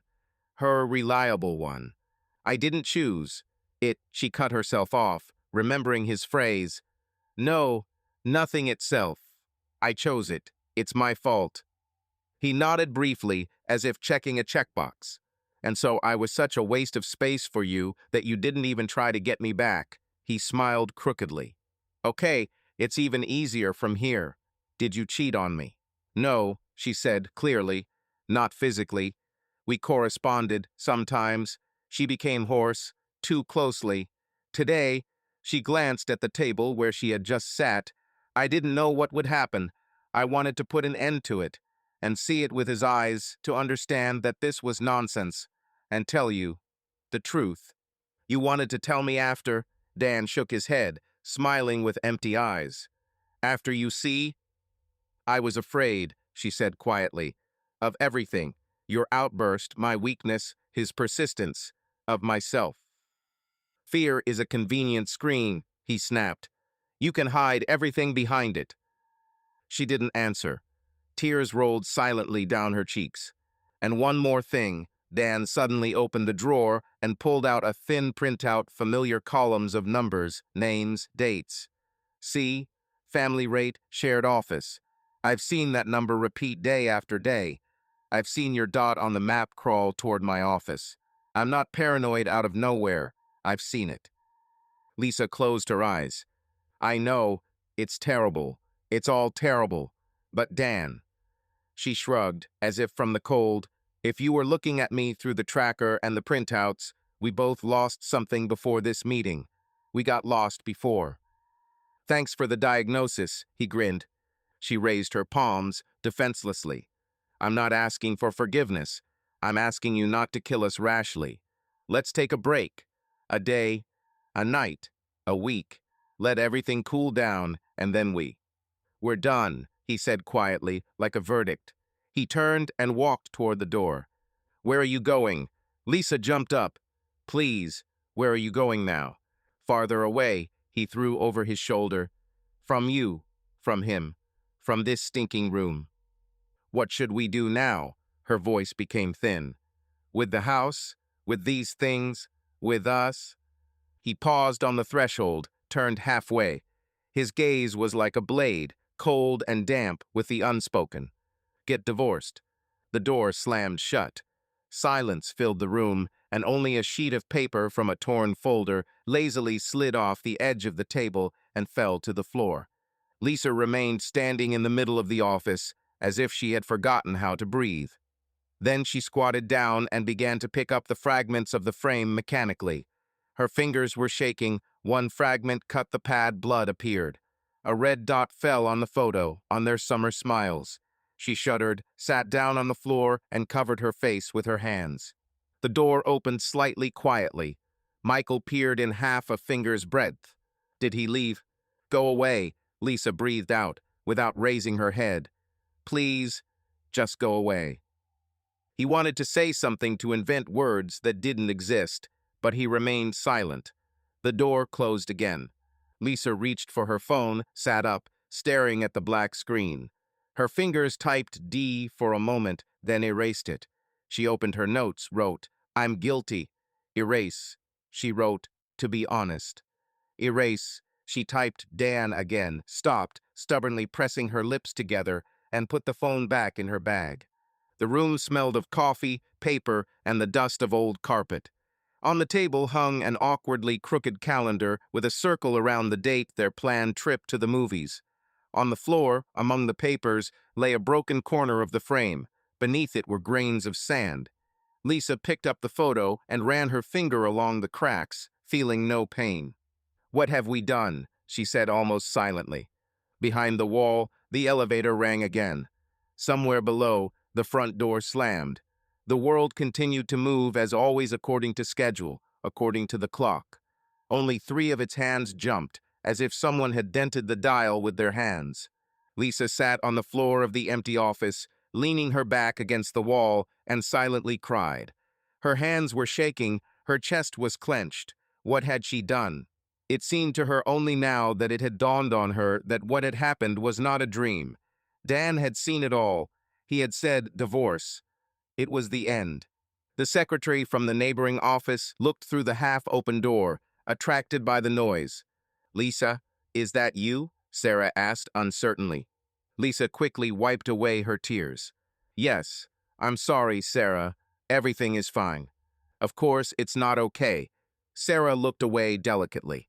"I saw Dan run out. He left the car here. Maybe you need help." "No, everything is fine. Thank you." Sarah nodded and disappeared. Lisa struggled to her feet. She had to go home. Their cozy home was now someone else's battlefield. With one last glance at the torn photograph in the broken frame, she slipped out of the office. In the evening, the phone was literally ringing off the hook. News spread like wildfire. "Liz, what happened? Where are you? Are you crying?" Kate was the first to get through. "Kate, I'm home. Dan found out. It's terrible. Wait for me, I'm leaving." Half an hour later, Kate was on the threshold. Lisa opened the door, disheveled hair, red eyes. That's it, I'm here." Kate hugged her tightly. "Breathe, darling, breathe." They walked into the living room. The keys were abandoned on the table. The phone was flashing notifications. Kate gave him a sedative, made tea. The sobbing gave way to heavy silence. "Will you tell me?" Softly. "Better not. You'll understand anyway." Kate clenched her hand. "Whatever it is, you are not alone. And don't you dare tear yourself apart." "I ruined everything," Lisa smiled bitterly. "He will never forgive me." Question: "Are you sure it's his forgiveness you want?" Kate asked quietly. "Of course. I love him. I didn't want it like this." "He tormented you with jealousy for years." Kate shook her head. "How many times did you cry on my shoulder?" "That's no reason." Lisa closed her eyes. Dan's face, distorted with pain, was etched into her memory. "It's my fault, not his. Don't justify me." "I'm not making excuses," Kate breathed. I've known for a long time that you're unhappy. Today it came out." Lisa covered her face with her hands. Unhappy? Perhaps. But Dan was still dear to her. Until the very end, she had hoped that they would manage. Now there was no hope left. "I'll say something banal," Kate continued. "A therapist. For you, definitely. For the 2 of you, it's probably not realistic right now, but at least you. And a lawyer yours, not his." "Lawyer." Lisa shuddered at the very word. "Oh, God." "I'll look for contacts," Kate nodded.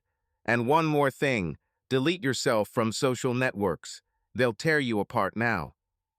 Lisa nodded and turned off notifications. At the same time, Dan was standing on the carpet at Mark's, an old friend who had recently gotten divorced. Mark looked at him and stepped back. "You're as pale as a sheet. What happened?" Dan was silent until he sank down on the couch. Mark poured himself some whiskey. Only then did Dan blurt out, "She cheated on me." "What? Lisa? With whom?" "With Michael. With my best friend." Mark whistled and swore sharply. "What a bastard. Both of them. Well, that's it, brother. There's nothing to think about. Divorce, period." "That's what he said," Dan chuckled hoarsely. "Get a divorce." "Right, and I hope you gave it to him." I pulled it in, muffled. Too bad it wasn't enough. "Stay with me." Mark clapped him on the shoulder. "Don't go home." Dan nodded. There was no way to go home. Images flashed before his eyes. Lisa on the edge of the table, Michael's face too close, their hands. And her phrase, "You pushed me with your jealousy." Anger drowned out everything, but underneath it stirred an offensive, "What if it's true?" "Listen," said Mark, splashing some more. "Tomorrow is a lawyer. A tough one. No changed his mind. Do you have a division of property? A marital one. No, Dan clenched his jaw. All the more so. And brother, Mark leaned forward, no correspondence with her at night. Only through lawyers. Take care of yourself. Dan nodded without looking. Rumors started to spread. Sarah, although loyal to her boss, let it slip in a conversation between us, and the story left the office to acquaintances and from there to the city. The hairdresser added some spicy details. The gym assured that Dan caught her on the table. In one chat, they wrote that Dan allegedly beat Lisa. No, that was true. In another, Lisa was always flirting. There were also those who recalled how Dan controlled her every step. He drove her to jealousy. On Instagram, hearts, broken hearts, and how could this be appeared under their previous photo. Lisa closed her profile in a panic and turned off comments. Dan, on the contrary, posted a black background with a quote, "Sometimes the closest people are the strangers." Dozens of supportive comments. "Delete it," Mark advised. "Everyone will screenshot it." "Let them know," Dan answered dryly, but he still removed the post an hour later. He couldn't handle the avalanche of messages. By the evening of the next day, the news public Miami Vibes posted an anonymous message. "Scandal in the office of businessman D, lawyer friend and wife lovers," and an innocent photo of their house from the street. The neighbors pretended not to see, but they saw everything. During the day, Lisa's mother called. "Lizochka, my sunshine," the voice trembled. "What's wrong with you?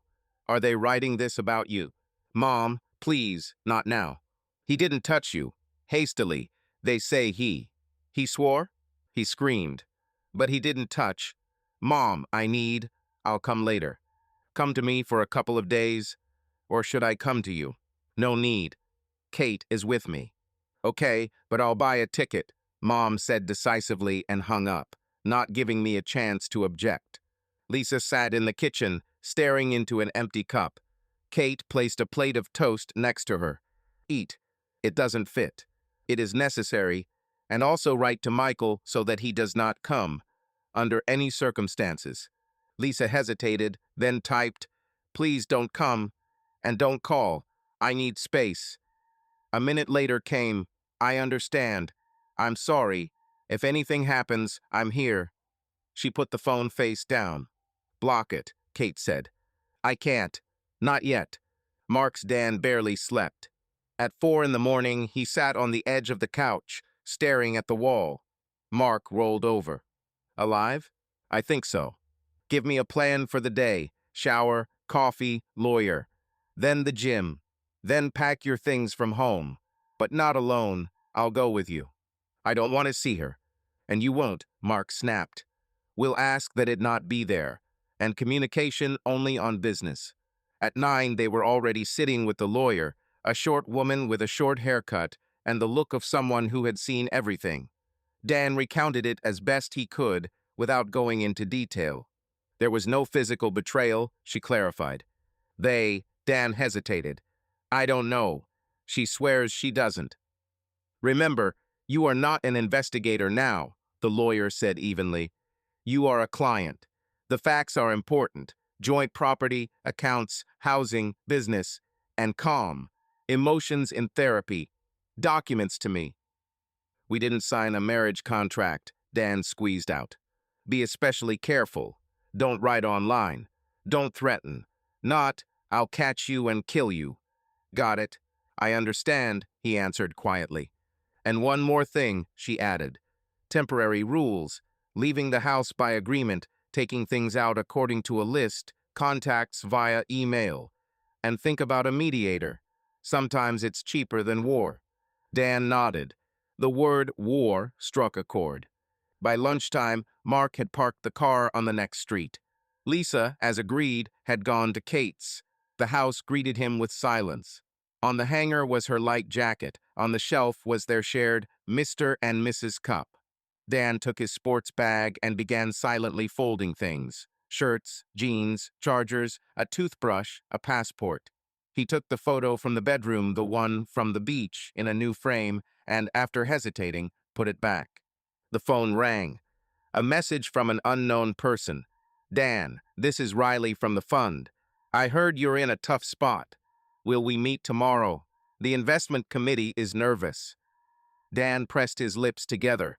The personal drama was creeping into the work. There was a note on the kitchen table. His name, Lisa's handwriting, slightly shaky. Dan, I'm not writing excuses. I'm not asking for forgiveness. I sinned with fear and silence. If you ever want to talk, I will. If not, I'll accept. The car key is in the top drawer. L. He stood over the note, motionless, for perhaps a minute. Then he carefully put the sheet back as if he were afraid of tearing it. Let's go, Mark said quietly. There's no air to breathe here. Lisa was sitting on Kate's couch at the time, hugging a pillow. Kate was rejecting calls, filtering messages. Mom, yes. Some classmate, no. Journalist banned.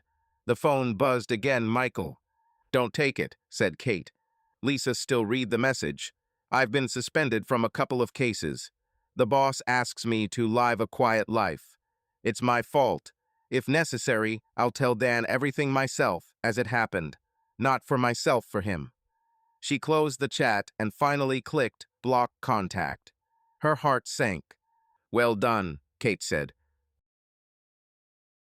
It's normal. This is how the body reacts to stress. Drink water. I'll call the therapist, Lisa said suddenly. Right now. Find me a number. Kate smiled for the first time in 24 hours. I already found it. Dr. Vega, good. I'm making an appointment for you tomorrow. In the evening, Lisa's mother finally came running with a small suitcase and a blanket, just in case. She hugged her daughter to herself. We'll survive this, she whispered. Everything, do you hear? Mom, don't scold him, Lisa exhaled. Please. I'm not scolding anyone. I'm for you. Mom began to tidy up, as if order in the closet could overcome chaos in the soul. Sometimes it worked. By nightfall, Miami Vibes had posted a second story. Businessman D's friend spotted with bruise fight over woman. A photo of Michael, taken from afar, with an ice pack on his cheek. The comments flew like arrows. Kate stepped toward Lisa's phone and turned off the internet for good. That's it. Detox. You shouldn't read this. What if Dan sees? Lisa blurted out. He's an adult. He has Mark. You're seeing a therapist tomorrow. That'll be your step. Lisa nodded. The tears were over. A dull, viscous fatigue had set in. Kate, what if we don't have a later anymore? She asked in the darkness. Then it'll be you, Kate replied, and that's not zero either. Mark's Dan rolled over. The phone was vibrating WhatsApp, guys_on_ Fridays. We are with you. Rent a flat near me. Give the judge a soap. You are fired. Hold on. One of the messages was from Quiet Ed. Don't make any sudden movements. Give me 3 days. Dan reread this one several times. He opened his notes and typed, rules. Below were numbers. No posts. No texting at night. Lawyer mail only. Sports every day. Don't look at her photo. Sleep. He stared at the last line and grinned through his fatigue. He put the phone down. He closed his eyes. Sleep came in tatters. In the morning, Lisa sat opposite Dr. Vega. Warm office, chairs, quiet hours. I destroyed everything, said Lisa. But I didn't destroy it yesterday. A long time ago. With silence. It sounds like you're taking responsibility, Vega said softly. And that's already a step. Let's try to distinguish guilt from shame and figure out what you want now, to punish yourself, to get your husband back, to learn to talk. You can want everything at once, but the actions will be different. I want him to stop hating me, Lisa said, even if we break up. So, your zone is honesty, boundaries, pause, and no Michael at all. I already, Lisa lowered her eyes, blocked it. Good. Now breathing, routine, food, water. You are not a robot. The body cannot handle endless screaming. Lisa smiled for the first time in 2 days barely. At that same hour, Dan was sitting in a meeting with investors. Riley from the fund was watching closely. We're not talking about personal stuff, he said. But the market smells blood. We need to see that operational issues are under control. Under control, Dan answered evenly. We close the quarter, contracts are coming in, cash flow is positive. My personal life will remain outside the door. I sent letters to the team, work as usual. And the media? Riley raised an eyebrow. No comment, Dan snapped. It's none of their business. There was a gaping hole inside him, but his voice was steady. After the meeting, he got into his car and stared at the steering wheel for a long time. Then he opened his email and typed a letter to Lisa, his first official one. Lisa, in order to streamline the interaction, I ask that all issues be resolved in writing. I suggest a mediator. The list of things I need is attached. Leave the garage key with Kate. D. He reread it, removed the word please, put it back, and pressed send. By evening, a quiet revolution had taken place in their weekend friends chat. Half of them fell silent, afraid to take sides. Half were growling at Lisa. A couple of people, those who are usually inaudible, wrote in private messages to both. If anything happens, we are here. No judgment. Mark brought the pizza. Dan ate 2 slices, as instructed. Then he went out onto the balcony. Planes were sinking in the sky over Miami. He typed family psychologist, men, Miami into his phone. He looked at the list. I closed it. I opened it again. Signed up for a consultation. When he returned, he noticed his cheat sheet from yesterday on the table. He added item 7, psychologist. That's right, Mark said, noticing the recording. You're alive. We'll see, Dan replied. Late in the evening, Lisa laid out her mother's blanket on the sofa. Kate packed her emergency suitcase, documents, money, chargers, pills. Just in case, she said. Thank you, Lisa hugged her, for everything. I'm here, Kate smiled. No, just in case. When she left, Lisa sat down with a notepad. She stared at the blank page for a long time. She wrote, what I want to tell Dan if he agrees to listen. Below, short bullet points, no excuses, no blame, set boundaries, talk about therapy, ask what he wants. At the top, the date. The phone beeped. A letter from Dan. Official, dry, without reproaches. Lisa's eyes stung from relief and pain at the same time. She replied just as officially, accepted. I'll prepare a list of things. Mediator, I agree. Then she added a second short letter, thank you for the tone, and deleted it and still sent it.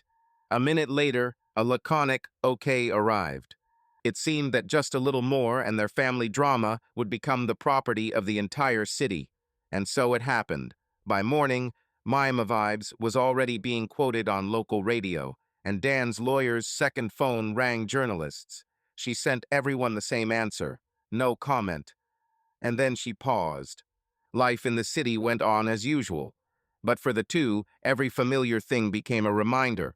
A cup with an inscription, an empty hook by the door, a mark on the calendar, cinema on Thursday. And somewhere in between this vacuum, the first shaky attempts not to collapse. A therapist, lists, no posts, water, food, sleep. A pause from which you can still emerge in different ways, but alive. Just a week after the scandal, a small local Porto Miami insider published a piece that brought their story to the public. The article was titled, The Perfect Social Media Couple on the Verge of Divorce, Cheating, Fighting, and Public Accusations. Citing anonymous sources, it described how well-known Miami entrepreneur Dan K., whose photos with his wife Lisa K. were getting hundreds of likes, caught his wife in a compromising situation with a close family friend right in his own office. It went on to detail, a quarrel broke out, it came to blows, and that the parties are preparing for a high-profile divorce.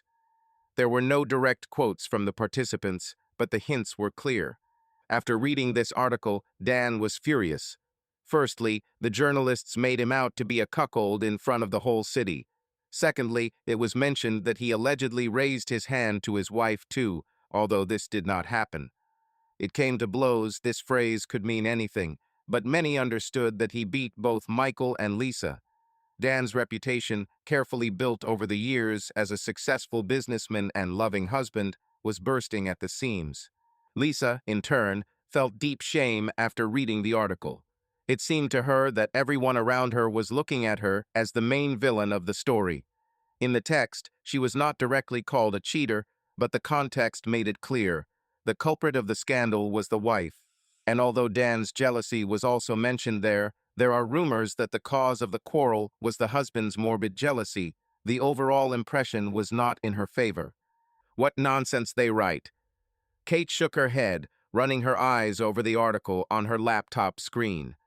They didn't even mention your name, but it's clear to everyone. It's better if they don't point it out. Lisa responded bitterly. I won't survive if they start throwing mud at me by name everywhere. They've already started. Kate sighed and showed the comments under the article. There was a raging discussion there. Strangers were gossiping, throwing out cliches like, if she cheated, it means the family wasn't dear, or the husband is to blame, he shouldn't have pushed his wife to the brink. Several people wondered who they were talking about, while others seemed to know. It's probably the Carters. I've seen them on Instagram. Lisa closed her eyes. That's it, enough. I can't do it anymore. She closed her laptop. With each new piece of gossip, she wanted to disappear. But she couldn't disappear, she had to decide how to live on. Dan did not contact her directly. A few days after the incident, Lisa received an official letter from his lawyer. It informed her of Dan's intention to file for divorce and asked her to voluntarily sign the necessary papers. The terms came with conditions. She would be left with her personal belongings, her car, and a small amount of compensation, essentially nothing, considering what they had amassed together in their 5 years of marriage. He wants to leave me with nothing, Lisa Kate said wearily after reading the letter. Her voice was detached, as if the tears had already dried, giving way to devastation. As if I were nothing to him, as if all these years meant nothing. Kate pursed her lips. No way, my dear. This won't do. You're not going to just give up, are you? I don't know. Lisa covered her face with her hands. Maybe it's supposed to be that way. It's my fault. Let him take everything, just to end this nightmare faster. Stop it. Her friend cut her off sharply. Yes, you were wrong. But that doesn't mean he has the right to wipe his feet on you. You also put your heart and soul into his business, remember? Who sat up all night helping him with presentations at the start, who provided him with a home and comfort when he was working. Lisa wearily objected. I just did what I had to do as a wife. And he should have acted like a husband too, not like a paranoid person, Kate flared up. You know, Liz, if you agree to these terms now, he'll tell everyone later that you didn't even fight because you knew you were guilty and didn't deserve anything. Do you need that? These words made Lisa think. Indeed, if she meekly accepted any conditions, wouldn't it be another humiliation? But she had almost no strength left to fight. However, she soon found strength largely thanks to the person from whom she least expected active help. Michael appeared on the threshold of her temporary shelter. Lisa nevertheless moved in with Kate, realizing that there was no place for her in the house with Dan, and it was also unsafe. This happened after he had been trying unsuccessfully to call for several days. Lisa did not pick up the phone, not knowing how to talk to him now. But Michael insisted on coming in person. Kate, seeing him on the doorstep, gritted her teeth. She had never liked him much, and now she didn't like him at all. But Lisa asked her friend to leave them alone for a couple of hours. The conversation was difficult. Michael looked exhausted. The bruise on his cheekbone reminded him of Dan's fist, and there were dark circles under his eyes. He immediately began to apologize. Lisa, I regret 1,000 times that I dragged you into this. Forgive me. I shouldn't have. Lisa interrupted. You are not the only one to blame. I made the choice myself. They had a heart-to-heart talk. Michael admitted that he had long had feelings for her, that he had perhaps been partly selfish in seeking her attention despite the risk. Lisa quietly said through her tears that she had been partial to him too. For some reason, these words brought them both pain rather than joy. The price of recognition was too high. What do we do now, Michael? she asked wearily. Everything is going to hell. I want to help in any way I can, he replied firmly. First, you need to have a good lawyer. I've got a couple of names, they're sharks in divorce cases. I'm willing to pay if necessary. No, I can't accept this, Lisa began. You can and you should, he insisted softly. Dan's got a seasoned lawyer, I checked. If you're left without a proper defense, he'll crush you in court. Is that what you want? Lisa shook her head. Of course not. Deep down, she felt stubborn. Once Dan had decided to go to war, she couldn't just give in. Michael, seeing this, continued. And one more thing. If dirty tricks start, we will respond. You have something to show him, don't forget. She didn't understand right away. What do you mean? Michael sighed. Liz, he really did behave in an unacceptable way. Control, surveillance. Do you have, for example, his messages where he insults you, or recordings? Lisa remembered. After that night of fighting, she had desperately recorded their conversation on a tape recorder for herself to remember how awful it had been. The recording had survived. You could hear Dan screaming, blaming her, and there were old letters in which he apologized, admitting that he was acting like a crazy, jealous person. At the time, she had believed that these confessions were a sign that he recognized the problem and would change. It seems there is something, Lisa said thoughtfully. That's great. I don't want to stoop to public mudslinging, but if he starts, we'll have a counterattack. Michael spoke harshly, and Lisa saw that he was serious about fighting for her and for himself. After all, in this story, he was also losing his reputation. Clients were looking askance, colleagues were whispering. Despite all the difficulties, Lisa felt a little calmer. She was not alone. Even though the situation was terrible, there were people ready to stand up for her. The next day, Lisa met with the lawyer Michael recommended. He studied the letter from Dan's lawyers, the circumstances of the case, and confidently stated, "We will not allow Mr. Carter to dictate enslaving terms to you. In the worst case, you will receive half of the property and perhaps compensation for moral damages given his behavior." The lawyer's words awakened Lisa's fighting spirit. She signed a power of attorney to represent her interests. A new phase began: open warfare, now officially within the framework of the divorce process. Both Dan and Lisa seemed to be completely immersed in this war, forgetting that they were once close people. The divorce turned into a trench war. Cold letters with coats of arms flew from office to office like shells. Your client. We inform you. We demand. Dan insisted through the lawyer, recognition of the fact of betrayal and taking this into account during the division. Lisa's team responded with an icy formula. Guilt is a moral category, not a legal one. Property is divided according to the law. Public accusations are stopped. But the dispute had long been not about money, about the right to put the final point. Behind the scenes, it was even dirtier. Lawyers demanded discovery, call logs, screenshots of correspondence, bank statements, even data from the tracker Dan had once installed for security. Temporary rules limiting communication only in writing, no phone calls, were violated by a subconscious habit of dialing a number and then canceling the call on the second ring. He was fired up on social media. Now an aphorism about lies, now a caustic joke about unsuccessful investments with a crossed-out ring. Comments poured in like grains.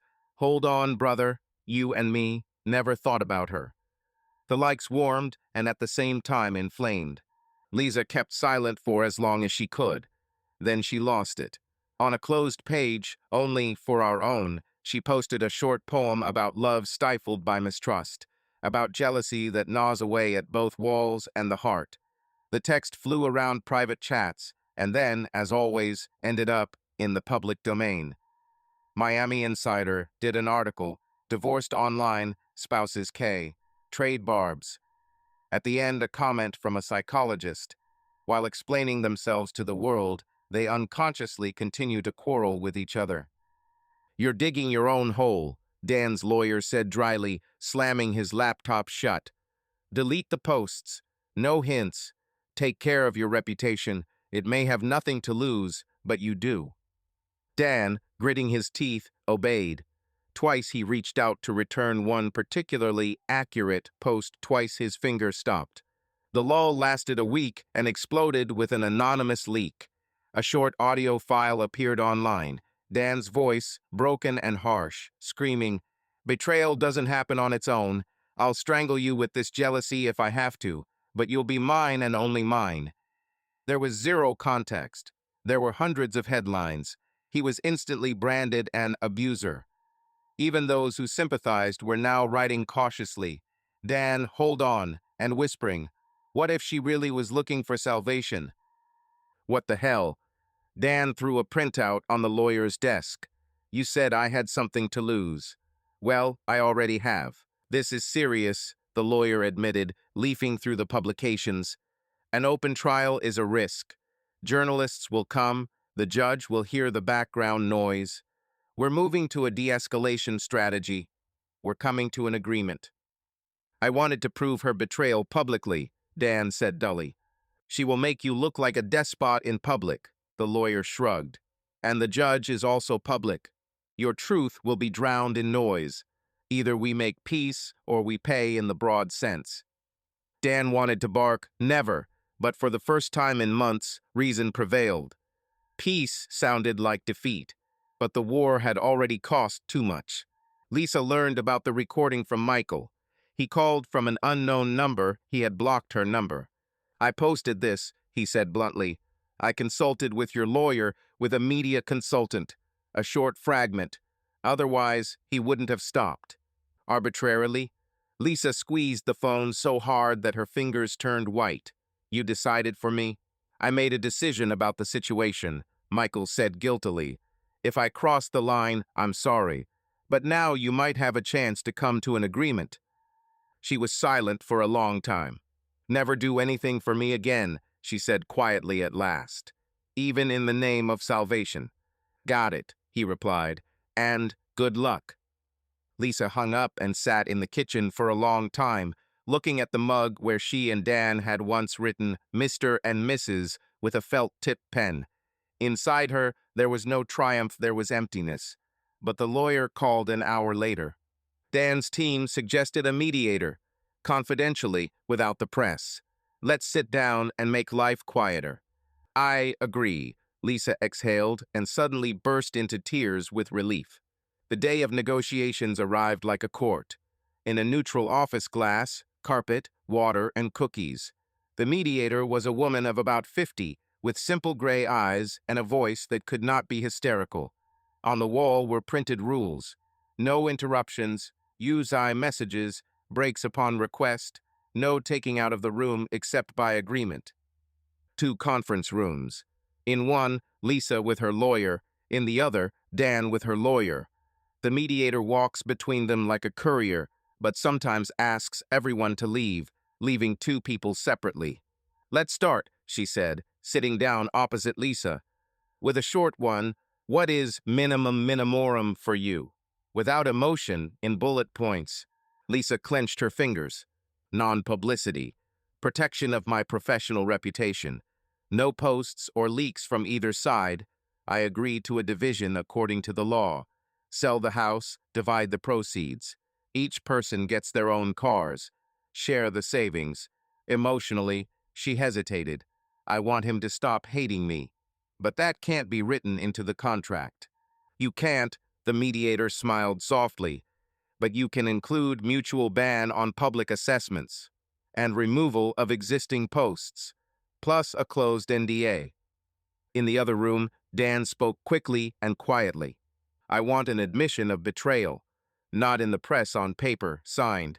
I want her not to touch my business, neither now nor later, and for Michael to disappear. From our agenda, from the comments, from life." "They won't give us an admission of cheating in the legal sense," the lawyer answered calmly. "But we can draw up a letter of admission of improper behavior that led to the breakdown of the marriage, confidentially. In business, we'll add a waiver of claims. And Michael." He shrugged. "We won't put his name in the contract, but a ban on disclosure will indirectly solve that." In the general session, the mediator seated them at a distance at an oval table, with an empty chair between them as a neutral zone. "I'll ask questions," she said. "Answers are brief. If you want, ask for a break." Dan looked past Lisa. Lisa was looking at the glass of water. "First question, are you both ready to sign a mutual ban on public comments and delete what has already been published?" The mediator noted something in her notebook. "Yes or no?" "Yes," said Lisa. "Yes," Dan said after a pause, "with the caveat that they are removed. All publications, including her poem." And his quotes, Lisa answered evenly. "Both his and hers," the mediator summed up. "Second, property. The basic model is by law. Are there any exceptions?" "The house," Dan said. "I'm not prepared to see her things there when I pick up the papers. Urgent sale within 3 months. For now, scheduled access through assistance." "I agree," Lisa nodded. "I have already rented an apartment." "Things removal according to the list, presence of the parties optional." "Third, apologies," the mediator looked up. "They are not legal, but sometimes necessary to move forward. Do you want 2 letters in a sealed package without addressee, each its own?" Dan snorted. "Not a kindergarten," Lisa said quietly. "I want to, but not for his sake, for my own." "Accepted," the mediator nodded. "Then it's not a mutual obligation, but an option. Let's move on." The dialogue crumbled into facts: deposits, insurance, taxes. Somewhere Dan exploded. The mediator made a pause sign, and he went out into the corridor, clutching the phone. Somewhere Lisa lost her voice. They brought her tea, and she nodded silently, listening to dry figures. During one of the breaks, Dan caught the mediator's eye. "Tell me honestly, does this look like my defeat?" "It's like the end of a war," she replied. "There are no winners in a war. There are those who live on." He grinned, for the first time without malice. By the final round, closer to the evening, the parties had reached a deadlock on 2 points. The first was the wording of inappropriate behavior. Dan wanted the word cheating. Lisa's lawyer categorically objected. In the end, they found the formula: behavior of an intimate emotional nature, incompatible with marital obligations without names or events. "That's a disgusting combination of words," Dan muttered, "but it'll do." "I feel disgusted reading it," Lisa replied. "But yes." The second is money. Dan insisted on an asymmetrical division of savings for moral damages. Lisa's side proposed a symmetrical one without alimony and claims. The mediator made her roadster's step. She laid out 3 columns on a sheet of paper: position A, position B, reality. "In courts," she said, "moral damage is rarely compensated with money in a divorce. You spend months and get the same figure, only minus the fees. Or compromise, 55/45 on savings, with the business and car as is, the house sold 50/50, personal assets to each." The silence hung thick. Lisa looked at her lawyer. He nodded. "That makes sense." Dan looked at his lawyer. He shrugged. "Better than a trial." 57/43, Dan said. "And the clause no mentioning me or my business in any interviews, podcasts, or tweets." 56/44, Lisa corrected. "And the point no indirect hints on either side." 56/44 and no hints, that's bold, the mediator summed up. "We've secured it." At the end, Lisa asked for 5 minutes together. The lawyers looked at each other. The mediator looked at her watch and nodded. "The door remains ajar. One loud voice, and I'll be back." When everyone had left, Lisa and Dan remained at the same oval table. He looked past her out of habit. She looked at her glass out of habit. "Thank you," Lisa said unexpectedly. "For not making a show. I was afraid." "And I was afraid," he replied, surprised at his own honesty. "Show." The pause became softer. "I'll write a letter," Lisa said quietly. "Not to make you feel better, but to finish honestly from my side." "If you don't write, I'll understand too," Dan shrugged. "We've already written everything today." She nodded.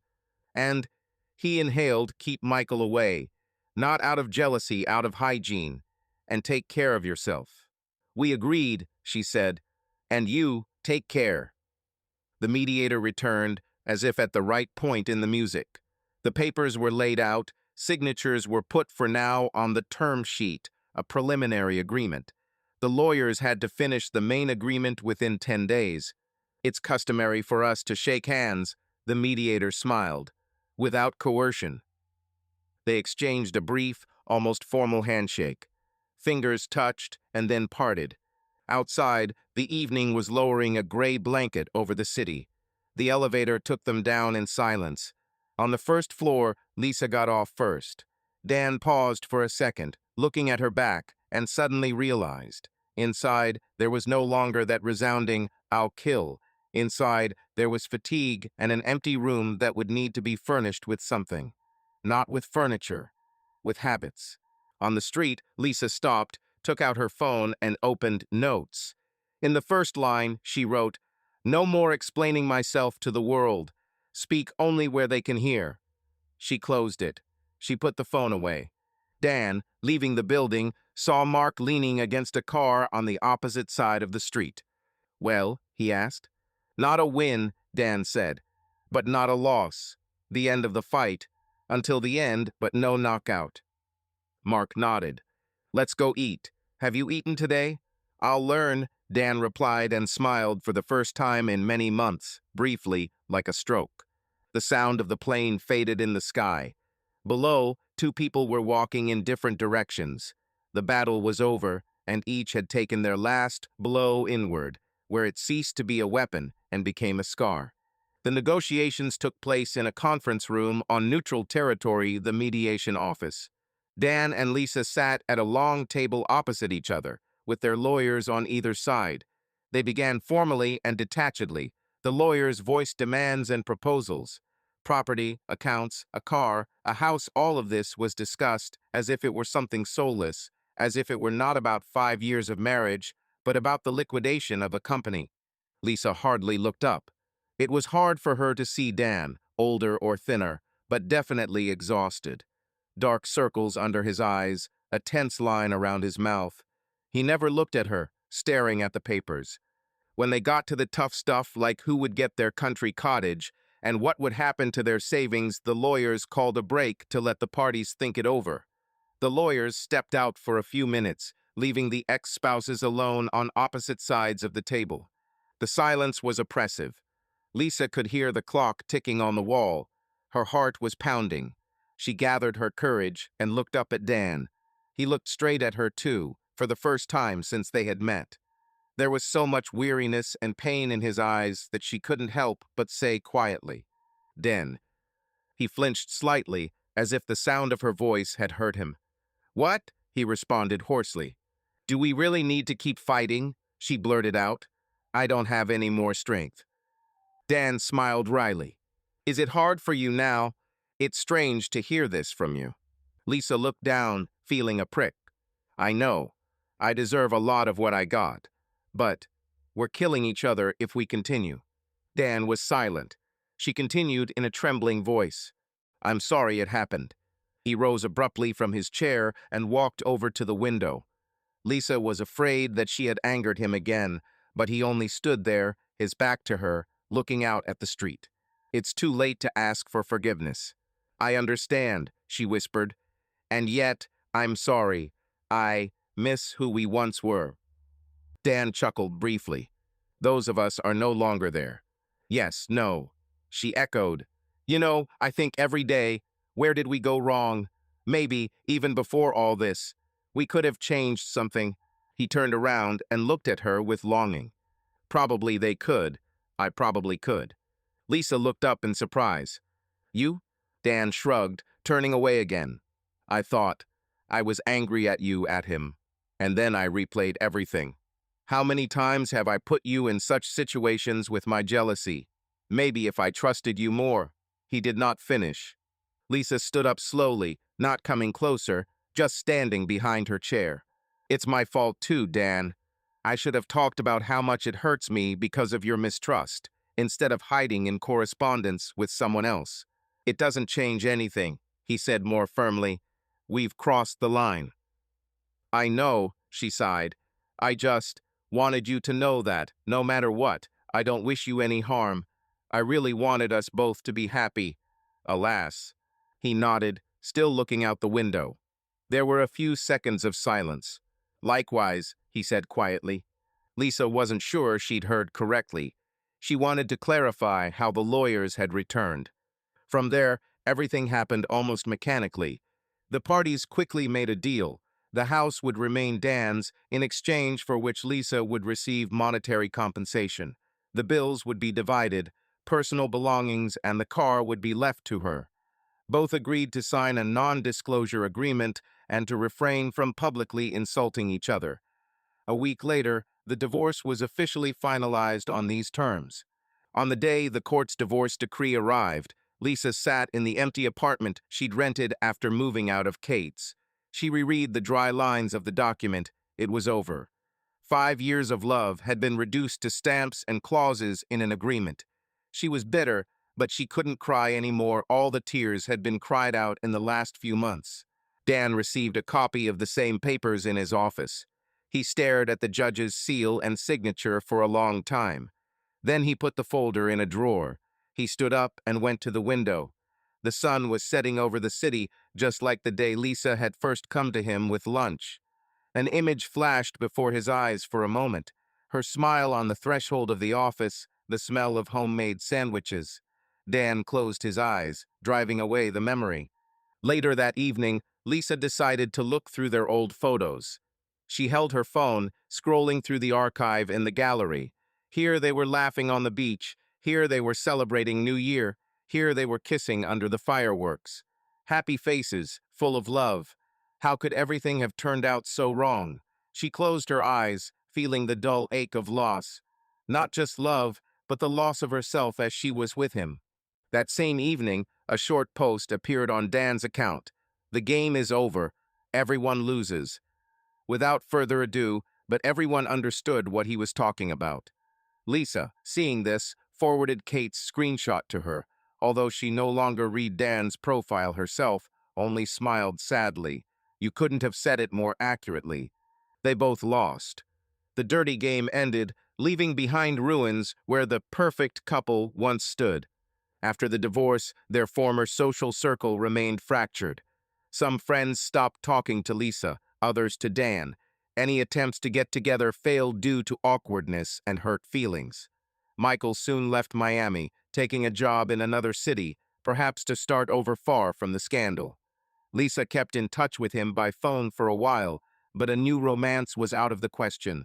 The wounds were too deep. Dan threw himself into his work, hoping to forget. He expanded his business, achieved new successes, but it did not bring him happiness. In the evenings, he returned to an empty house, where every corner reminded him of Lisa, and she, too, left Miami a few months later, flew to her sister in California, deciding that it would be easier to turn the page. Their story became a lesson for all their acquaintances. Behind a beautiful picture on social networks, drama is sometimes hidden, and from wounded pride a dirty war is born in which there are no winners. Subscribe to our channel so that your love doesn't cheat on you, and go ahead and listen to the next story, because this story is nothing compared to the next one. If you're under 18, don't even think, click to the next one.